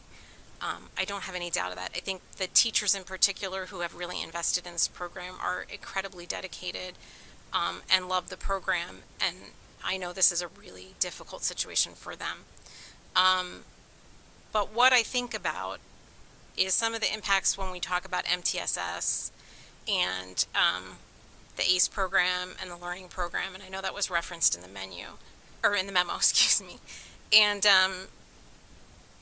I think it's about capacity. It's about what we're doing with our full-time positions. So to Mr. Johnson's point, growing sections are tenths of a position in multiple places, but if we have a math teacher that we can then allocate to the resource centers or to the ACE program in that one section, then they're there helping remediate kids that are really in significant need. And we have, while we're improving, we have growing poverty in our district, we have growing ESL in our district, we have growing needs in our district, and we have to be planning for that.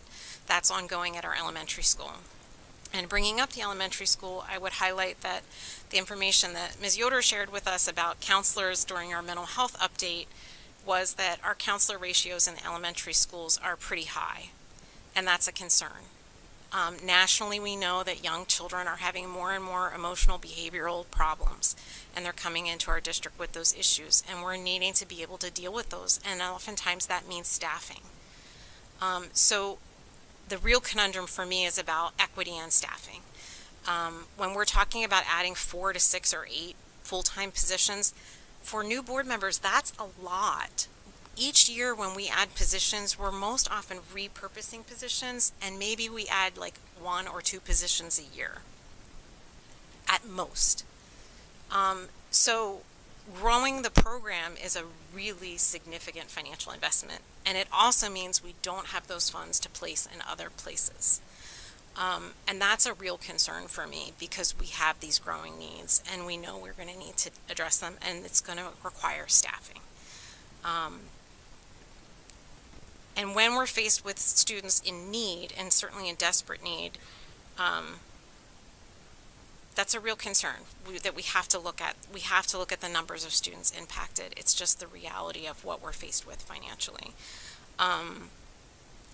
So I think there are bigger things we have to keep in mind as to what's going on in our district. Like I said, growing poverty, growing ESL, growing social emotional behavioral problems. Those are all coming upwards to the high school. And we have to be able to have the capacity to deal with them. And we have to do it within the Act 1 index, and we have to do it within a reasonable tax burden on our community. And those are all things to think about. So while I share the sentiment that this program is excellent and a lot of really intense effort has been put into it, I think we're in a position where we're not doing the best service to our district with our resources if continuing on in that direction. So I've talked a long time, but everybody else had their chance, so I will cede to Peter if you had a rebuttal you wanted to give. Yeah, I think, you know, I hear that. I hear all these challenges. Obviously, we're like dealing in a system of lots of trade-offs, you know, and what any one board member, you know, values, you know, that value doesn't exist in a vacuum. It's not the only thing. So, you know, I'm not thinking that anyone here particularly enjoys, you know, this. Right, exactly, you know, like, well, you have a class you know, and I know for just thinking about, I mean, like when I very first met Jackie, you know, and talking about, you know, teaching in Texas. I mean, like we went on a walk and we talked about that and how impactful that is, you know, and, you know, I guess that I don't know how commensurate these values are going to be for any one of us. So I'll just say that. You know, when I look at the IB program and I hear what Dr. Anderson, what Debbie has said about, you know, well, you know, we can put these things into the rest of the curriculum. That is true, but I don't think it'll happen. I just don't think it's going to happen. Because if you don't have something to drive it in that direction by participating in a program, doing it because it's nice, is just really unlikely. You know, systems of standards that create things, they put boundaries and they guide behavior. And so if you participate in a program, you participate in a program. And like maybe you'll kind of sort of get some other stuff if you leave it, but then it's going to be like this one teacher teaches this religion class and they'll just like keep doing it.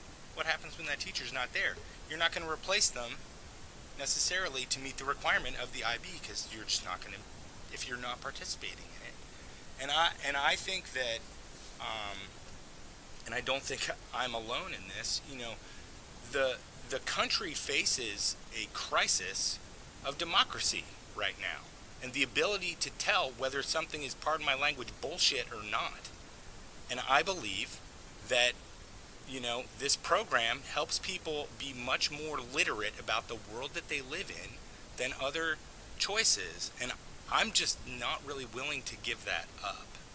And, you know, and that may be incommensurate with what other values we have on the table.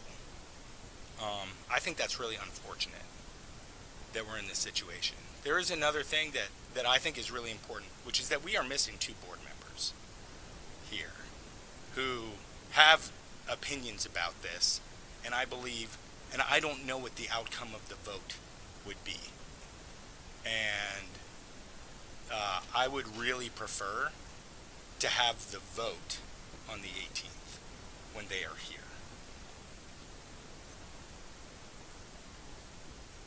It's 2 weeks.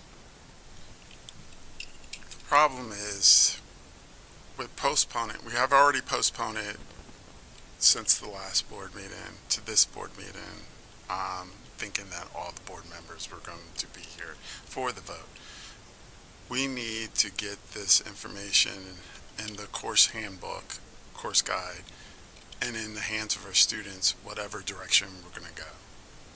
That work is occurring as we speak. It's occurring now. There's a CWA or a work schedule that we follow to do this, to get this done. If we have, because you got to print those books, get them in the hands of the kids in whatever direction that we're going. And we have a new student information system that we're working with the scheduling this year. We don't know what bugs and situations that we're going to run into with that. And we'd like to have all schedules in kids' hands before the end of the school year. And as you are well aware from the people that are in front of us, that doing the schedule is a masterpiece of work when you're talking about 2,400 kids and getting them into classes with the amount of teachers that we have, to the best of our ability, right? To make sure that as many kids have what they need and want in their schedule. Given that we have a course handbook that's as big as a small community college. So there's a lot of schedules and a lot of things that go into that whole matrix. So we have pushed it back as far as we can. We really need this decision to happen sooner than later to get all those things moving. And, you know, I have, you know, Chris Merritt and Jackie Saylor, who have been coordinators, especially the curriculum directors, and they know what that process, Laura especially, when she's meeting for months on end to get that accomplished. So I would prefer that we do not push this back any further than it is already. Thanks. I do want to add that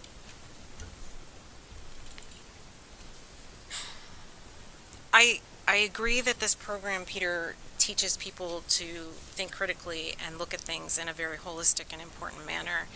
I'm really uncomfortable saying that if we lose this, we lose the ability to teach kids to be critical thinkers, because in the 9 to almost 10 years I've been on this board, that has been a huge focus of this district, is embedding critical thinking in our curriculum and creating digitally literate learners. We have an AI policy that we're bringing forward that we're talking about AI literacy. I think we're doing a lot of things to try and make sure all the students that leave our school are literate and critical thinkers and able to really carefully evaluate information.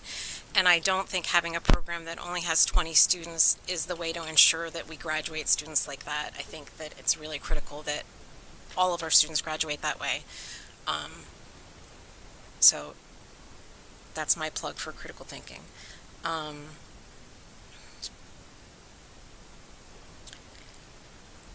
And now we're at a point, unless there's more comments or questions or follow-up. You're pointing?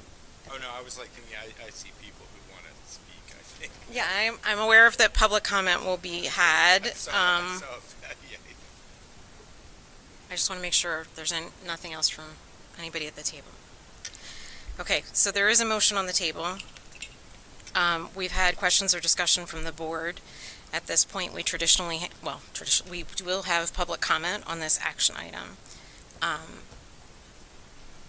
Those who'd like to make public comment can come up to the podium. Please state your name and where you reside in the district, and you'll have 3 minutes to share your comments. Draw straws, gang. Then absolutely you should go. And if that's a concern, somehow we must be able to write you a note, because for marching band, they can totally write a note. So let us know. Thank you. Hello, is this good? Hello, my name is Hannah Majewski. I'm a senior a la carte IB student in State High. I'm currently in IB Langen Lit Year 2, and once I heard that there was a vote towards phasing out the IB program, I knew I wanted to speak out about it. I've never been good with normal classroom environments where it feels like you're getting talked at and not actually learning. So when I heard about the values and teaching style of IB, I knew it would be a program perfect for how I wanted to learn. For reference, this is the first school I've been to that has offered the IB program, and I've been to 10 different schools. So this is saying something for me. Giving me the opportunity to have open conversations about the text alongside writing the essays allowed me to understand the text more than I would have in an AP class structure. IB offers kids another option if they don't learn in the same style that AP classes teach, to learn effectively, and still gives the opportunity to learn the same amount with the opportunity for college credits at the end of it, in my example, which is IB Langen Lit HL, since it's the 2-year course, if you choose to take the exams.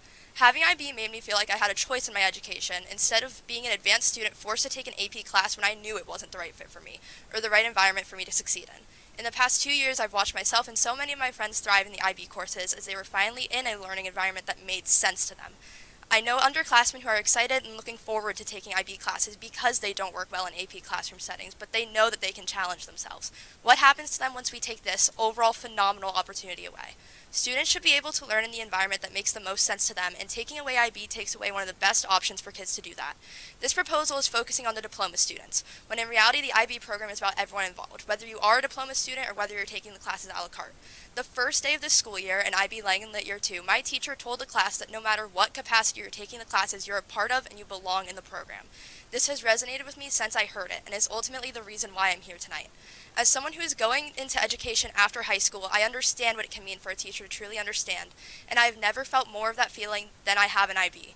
I'm here not only for the a la carte students like myself, but also for the diploma students who feel the sense of belonging as a part of the program. Whether it's IB English, math, language, science courses, or the diploma program, IB gives students the opportunity to learn in a way that makes sense for them, and gives them options for classes that interest them both in the source material and learning style. Being in the IB program, even as an a la carte student, has given me the opportunity to choose how I learn and grow as a student in the class themselves. Thank you for taking the time to listen, and thank you for your consideration. Thank you.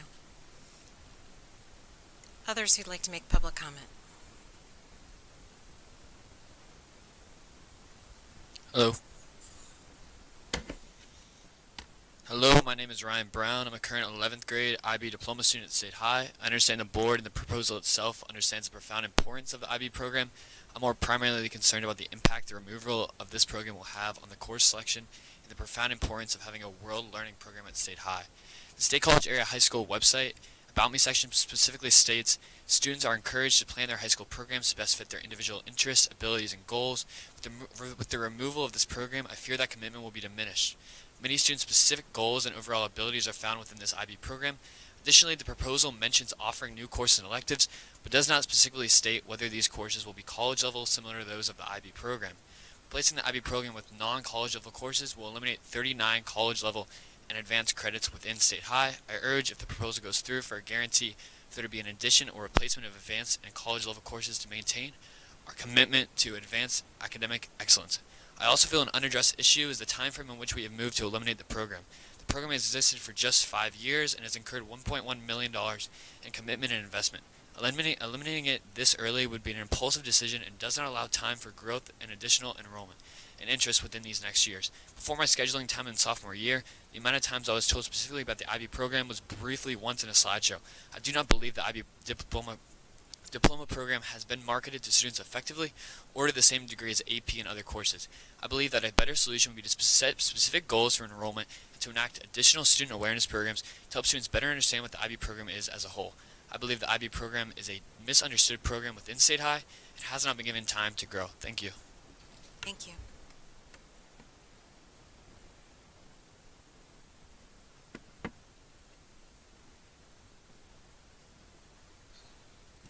Hello everyone, it's good to see your faces again. My name is Taylor Mears Crawford and I'm a senior at State High and a student in the International Baccalaureate program. I moved to State College from New York City and entered my freshman year at the Delta program. During my freshman and sophomore year, I felt like I didn't have a place in our school community and district. I felt isolated and insecure of my academic performance. After joining the IB program halfway through my junior year, I rediscovered my passion for learning and leadership. There is nothing that can replace or offer what the International Baccalaureate program provides for student growth and character development. Through my research for my extended essay and opportunities to learn more about topics I was passionate about for my internal assessments, I have once again found courage in my academic performance. Truly, I don't know what I would have done without the IB program. Without my connections to faculty and inspiration from the discovery-based curriculum, I would not have refound my confidence as an individual and learner. I am so thankful for what the IB program has taught me, not only as a student, but as a growing young person entering the world of higher ed. The courage myself and my peers have gained to ask thoughtful, provoking questions and express our feelings and opinions in our learning environment deeply impacted my love for school and our borough. I truly mean this with all of my heart that at the beginning of high school, I didn't have a hope for my future. And so much of my confidence has been gained over the past few years, coming from my connections to teachers and strengths developed as a result of the learning experiences of IB. As a student who has participated in AP classes and understands the value and differences between their curriculums and IB's learning styles, I can say with confidence that if removed, a number of students will lose the opportunity to show what they have learned in their courses and thrive at State High. I was once a student who did not meet the standards of AP courses. I was not able to take a test without the discussion-based components and discovery approach to my learning. IB changed my life as a student and introduced me to a world of learning I didn't know I could access in a public school setting. This was a motive for my parents enrolling me into State High in the first place and has made them feel confident in my ability to thrive beyond high school. I hope you all know that I am not the first student to feel a lack of belonging, and unfortunately I will not be the last. Without the program at my high school, there will be such a lack of support for students just like me, and I hope you can take my comment into consideration. Thank you very much. Thank you. Thanks. Anyone else?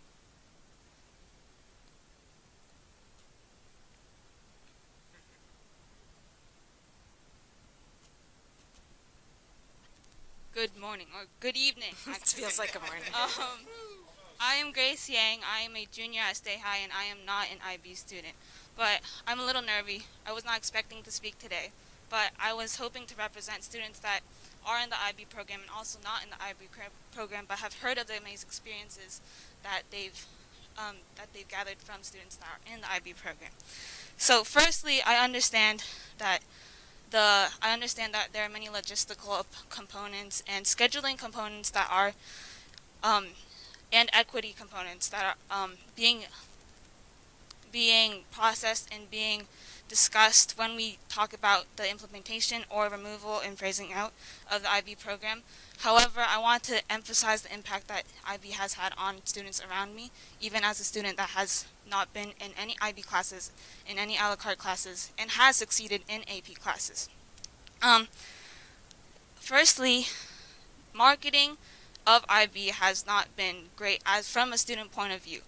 What I've gathered from students as we discuss the IB phasing out is that they believe that IB is just for students that can't quote unquote handle the pressure or the testing environment of AP. However, I believe it provides a completely different learning approach and opportunity for students that don't necessarily function in the style that AP curriculum does, which is usually very lecture based from all history classes, math classes, English classes. Lecture-based components are mostly implemented in AP. Also, there is a certain stigma from this marketing point because students that were older than me that I've talked to about AP and IB and choosing the difference between them, they would tell me, "Oh, IB is just AP, but like not as good, and IB is just really like light AP, but." Really, it's not. IB is a completely different approach, where students are project-based, writing-based, and like hands-on approaches. While AP is mostly testing, from what I've gathered, and because I didn't know about these opportunities that these students are speaking about now, I wasn't able to actually consider it fully to my understanding, and I was basically pushed away from taking IB classes. And because of this only 5-year short implementation of this program, I believe we can't fully comprehend what IB has been doing and what could be done. All right, thank you so much for your time. I understand it's been 3.5 hours, but good night. Thank you.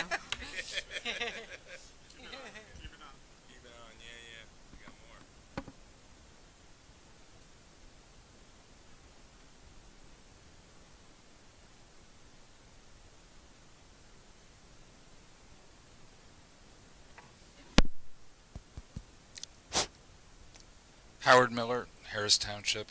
These young folk are making me wish I had prepared some statements. I graduated from high school 33 years ago. I was just doing the math. IB in Geneva, Switzerland. My high school offered AP courses, O-levels, A-levels, French baccalaureate, la maturité suisse, right?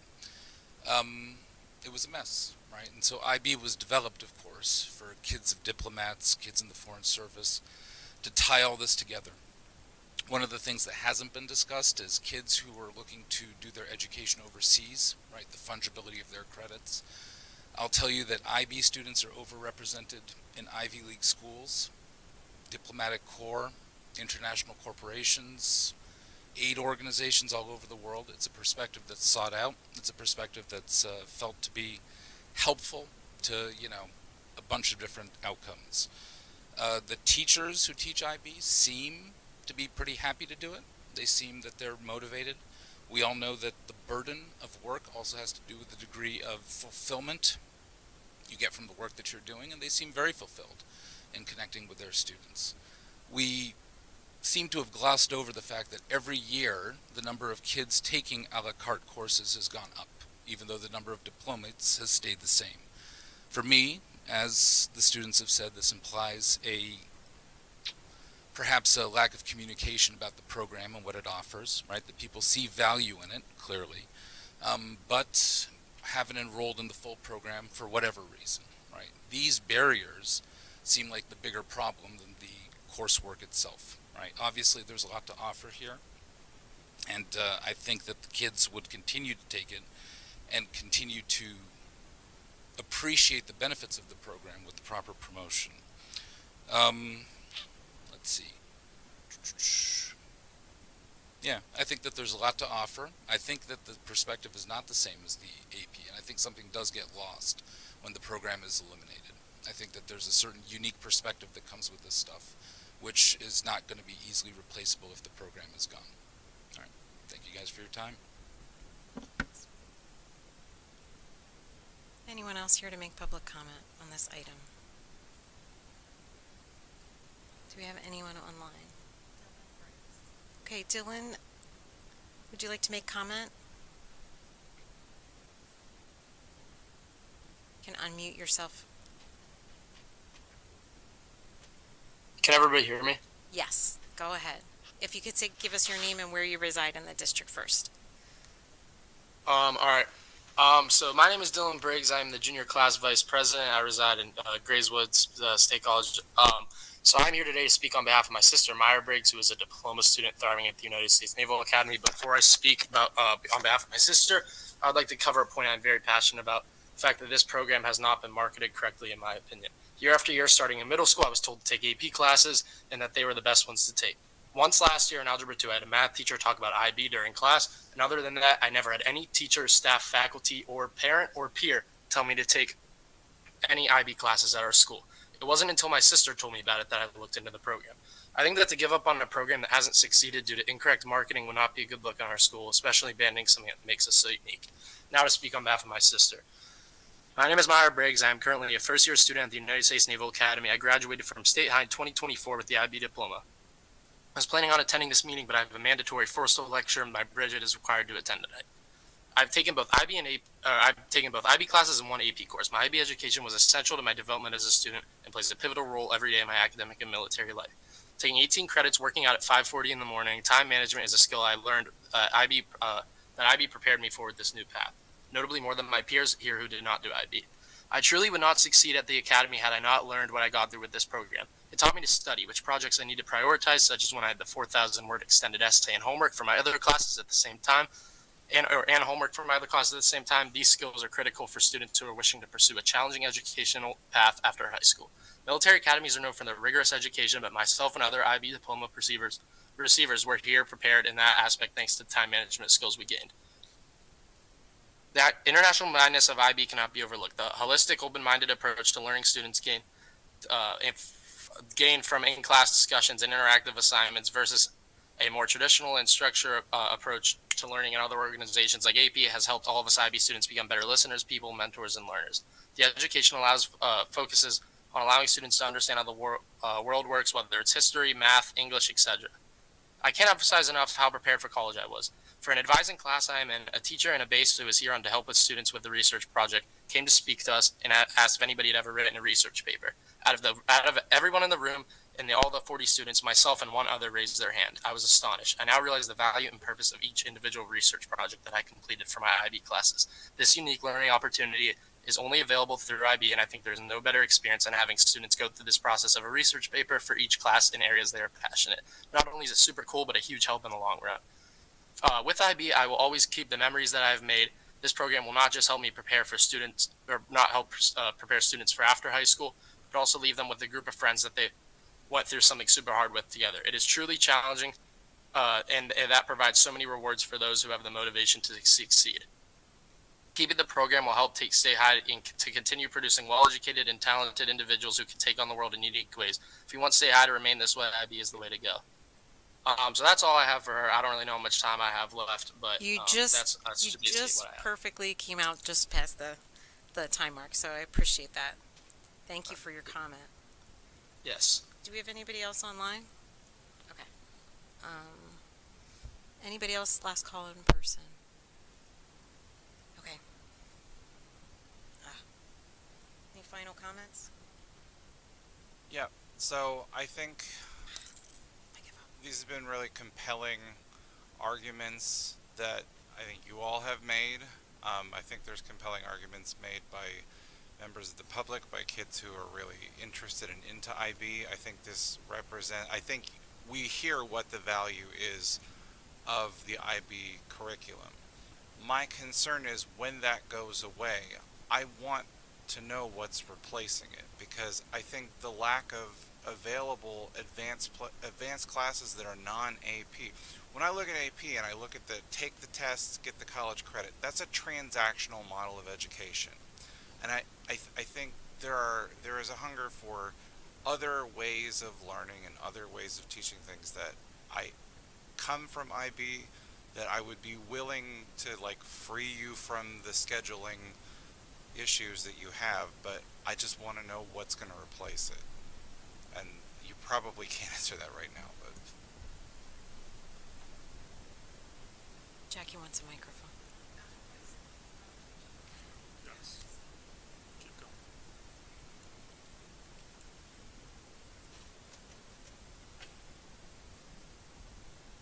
So we've started to look into some of those things as well. I think Ms. Anderson, actually the course that she used, the Advanced World Religions class, is a great example of a course that it's the first course that we piloted for the IB program. That course, whether it was advanced or whether it's called IB, was specifically designed around IB tenets. So for us to say, well, we wouldn't be offering IB World Religions, we would be offering Advanced World Religions, and the teachers who are currently teaching that course are trained in the ways of IB, and there have been several of them. So that's a really good example of a class that we would continue to support as part of that IB philosophy. And then we would have to look at other courses to really specifically answer that question. We would have to look at, did we offer a course prior? For example, did we offer an AP Latin course in the past, which we're not offering now because we are offering IB Latin, for example. So those are things that we would have to look at individually. And we've also been looking at, from an AP perspective, and again, this is definitely not a versus conversation. AP is now offering a 2-year research and study program as a capstone to the AP program. So we have also been sort of looking at what some of our options would be if the IB program were to be phased out. Can you also talk about the a la carte, why those numbers have grown? Sure. So depending on which a la carte program we're looking at, one of the reasons why we've seen an increase is because we have reduced the number of advanced options that we offer. So in English, we used to offer advanced English for weighted credit in 11th and 12th grade, and then we also offered IB. And in order to help promote IB, we took away some of our advanced course options in order so that we would hopefully see that increase. That has been the case in many of our a la carte classes. Again, though, going back to Advanced World Religions, when we turned it into just IB, we saw those numbers decline. So it is a mixed bag in that regard. Some students gravitated towards IB classes and other students away, depending on the situation. Can you, Brett, tell me about the ways that we have marketed IB in the last 5 years or so? Yeah, Dr. Schreiber has gone into classes, mainly 10th grade classes. She was a part of the 8th grade tours. She had a station there as well. I know individual teachers within their departments. One of the students had mentioned the 2 math teachers that teach the math courses had gone into classes as well to try and promote, but mainly it was targeted in 10th. The difficult part there is when students come to the high school, they're able to take AP classes in 9th and 10th, and they start to get that foundation when IB doesn't start until 11th and 12th because we don't have that feeder program. They're also available at the Curriculum Showcase, where our parents are invited in to actually speak with Dr. Schreiber and teachers to talk about IB. Debbie? Just following on to the question of what would replace. So, for example, we took away advanced English in 11th and 12th grade and replaced it with IB, or maybe not replaced, but just said IB is your advanced offering.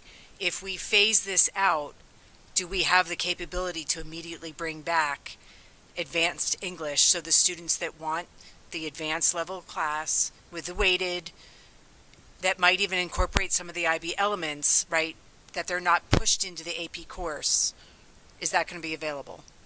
So we've talked about a couple of options. I think we were waiting to see what our direction is tonight before we start investing a lot of time, money, and energy into what ifs. But the simple answer to your question is yes, we can bring courses back. We had advanced economics, for example, which we phased out and now offer only IB economics. So we could bring back advanced economics instead, or AP economics, either, or both.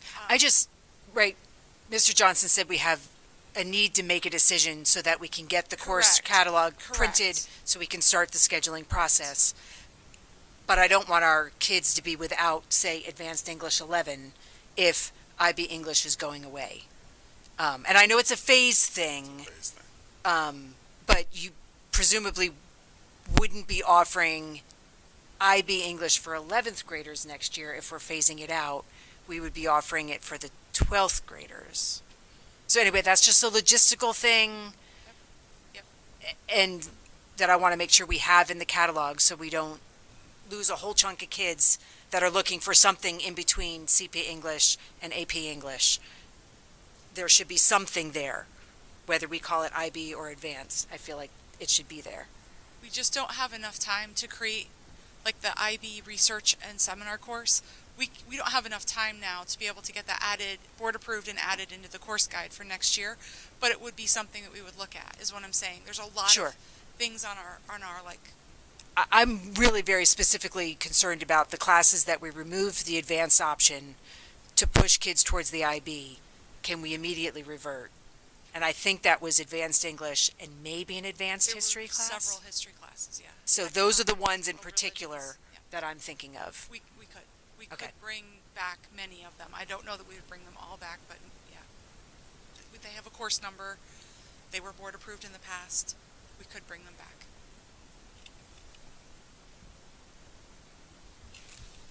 We do have one online public comment that we missed, so we're going to circle back to that, and then I think we may be concluded. Dash, did you want to make a public comment? Oh, yeah, sure. I'm Dash Nealon. I'm a junior at State High, and I guess I reside in the borough. And I just wanted to stress the importance of the classroom being grounded in discussion. I'm in IB English right now. It's very different from any other course I've ever taken. I take a lot of IEP courses. I've already taken 6 or 7, and this is the first course where I felt we have discussions instead of just learning new material and then never speaking about it. And I think that's more reflective of college in general, especially in humanities. I just feel like that's a really important aspect that you miss in regular courses and AP courses. And I also wanted to go to the point where you said you would switch them out for advanced courses. And a lot of times, especially for colleges, they look at the label, right? So if you're if you're in IB courses, you're an IB scholar, you care about the perspectives of different cultures, not just American cultures. And that advance just shows it's kind of inside the system of American teaching and culture. So especially colleges and course transcripts want to see that IB label that you miss if you just turn it into an advanced course, that I think you guys kind of overlook when you're just replacing it. And I think that's a really important aspect for students as such as myself who want to get into, you know, higher level courses. And I also want to touch on the aspect of support. So you talked about how this takes away support from other students, but if you educate students, say you have 27 kids in CP geometry, they just don't know this is an option. For a lot of kids, they want more support in a more open classroom, a different learning style that they just don't get in a 27 kids classroom. So if you can educate them as more of a support option, they'll get a better suited education in a more open environment. It'll bring more kids into your class. They just don't know it's an option. They stay in the same track of CP this, CP that, and they never know that this IB option will help them further and will kind of give them a different perspective into math or into science or into humanities that they just like never know it's there. So I really do stress that education aspect. And you see all the a la carte courses, they're going up in enrollment. It's just a lot of the teachers who are promoting these courses don't even understand the merits of IB when they're telling them to their kids. They just say, oh, it's an alternative option. It's a different course instead of this is a different way of thinking. You're going to get a different insight from getting this course than just going into the next part of your track. And I think that's just a really important perspective that shouldn't be lost due to finance or support in other ways when this really supports students across the board. Thank you. Thank you. Okay, I think that concludes our public comment. I think discussion is concluded. My guess is we should just have a roll call vote for this one. Well, I would, if I can, I would like to move that the board postpone the vote until the 18th. And if the board says no, then it won't happen. Second. Okay, that's been moved and second. Any discussion? Any public comment on postponement? Oh, sorry, you want to go back to discussion? I mean, just briefly, I just want to say, like, we're here to do the business of the school. If they need to know it, then they need to know it, and we have a quorum available. So I think it's fair to take a vote tonight. Yes, I had meant to say that, so I appreciate you remembering to bring that up. Yeah, as unfortunate as it is that we don't have all the voices at the table, we have an obligation to complete the work of the board. So we have no public comment, so all those in favor of postponement, say aye. Aye. That's 3. Those opposed? Nay. You have that? Okay. So we're going to vote. And I think we'll have a roll call vote regarding the motion to, the proposal to approve the proposal to phase out the International Baccalaureate program, just so that we all know which motion is on the table. Okay. I'm sorry, I'm tired. I just want to make sure. A yes vote means that we are phasing it out. Yes. Correct. Yes.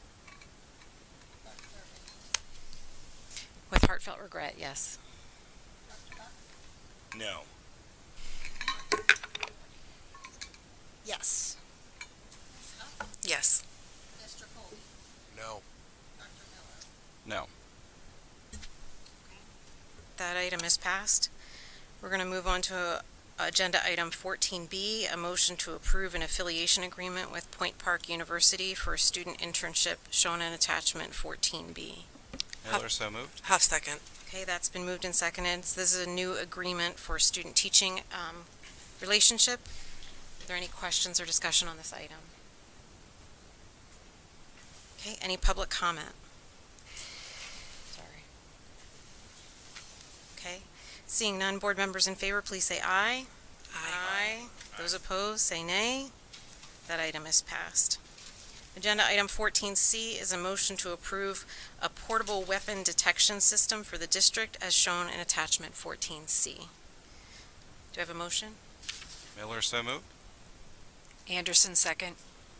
Okay, that's been moved and seconded. We've had some information about this. This would be an adjunctive system that we'd use when needed. Yeah, very helpful. All right. Can I ask a question? Absolutely. Yeah, just for the public's benefit, because I think they might be interested. The proposal says an additional layer of physical safety and security as an as-needed basis. The proposal talks about, like, if there's some kind of social media threat. Could we just briefly talk about that process of an as-needed basis? I mean, that would be super. Sure. Just to clarify. Absolutely. Yeah.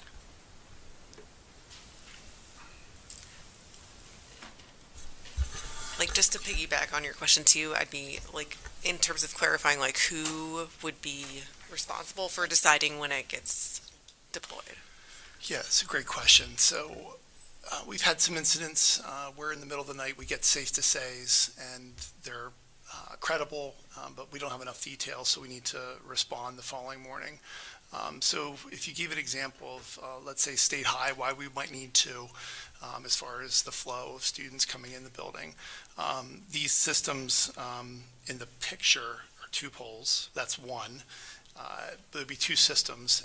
We would deploy them, they'd be stored here at the district office so that central office would have control when they'd be deployed. Safe to say is I get all of them. A lot of the administrators were just up here with me as well. So we'd have a discussion to say, this is the threat, how are we going to respond? And then in the morning, we'd be able to deploy those.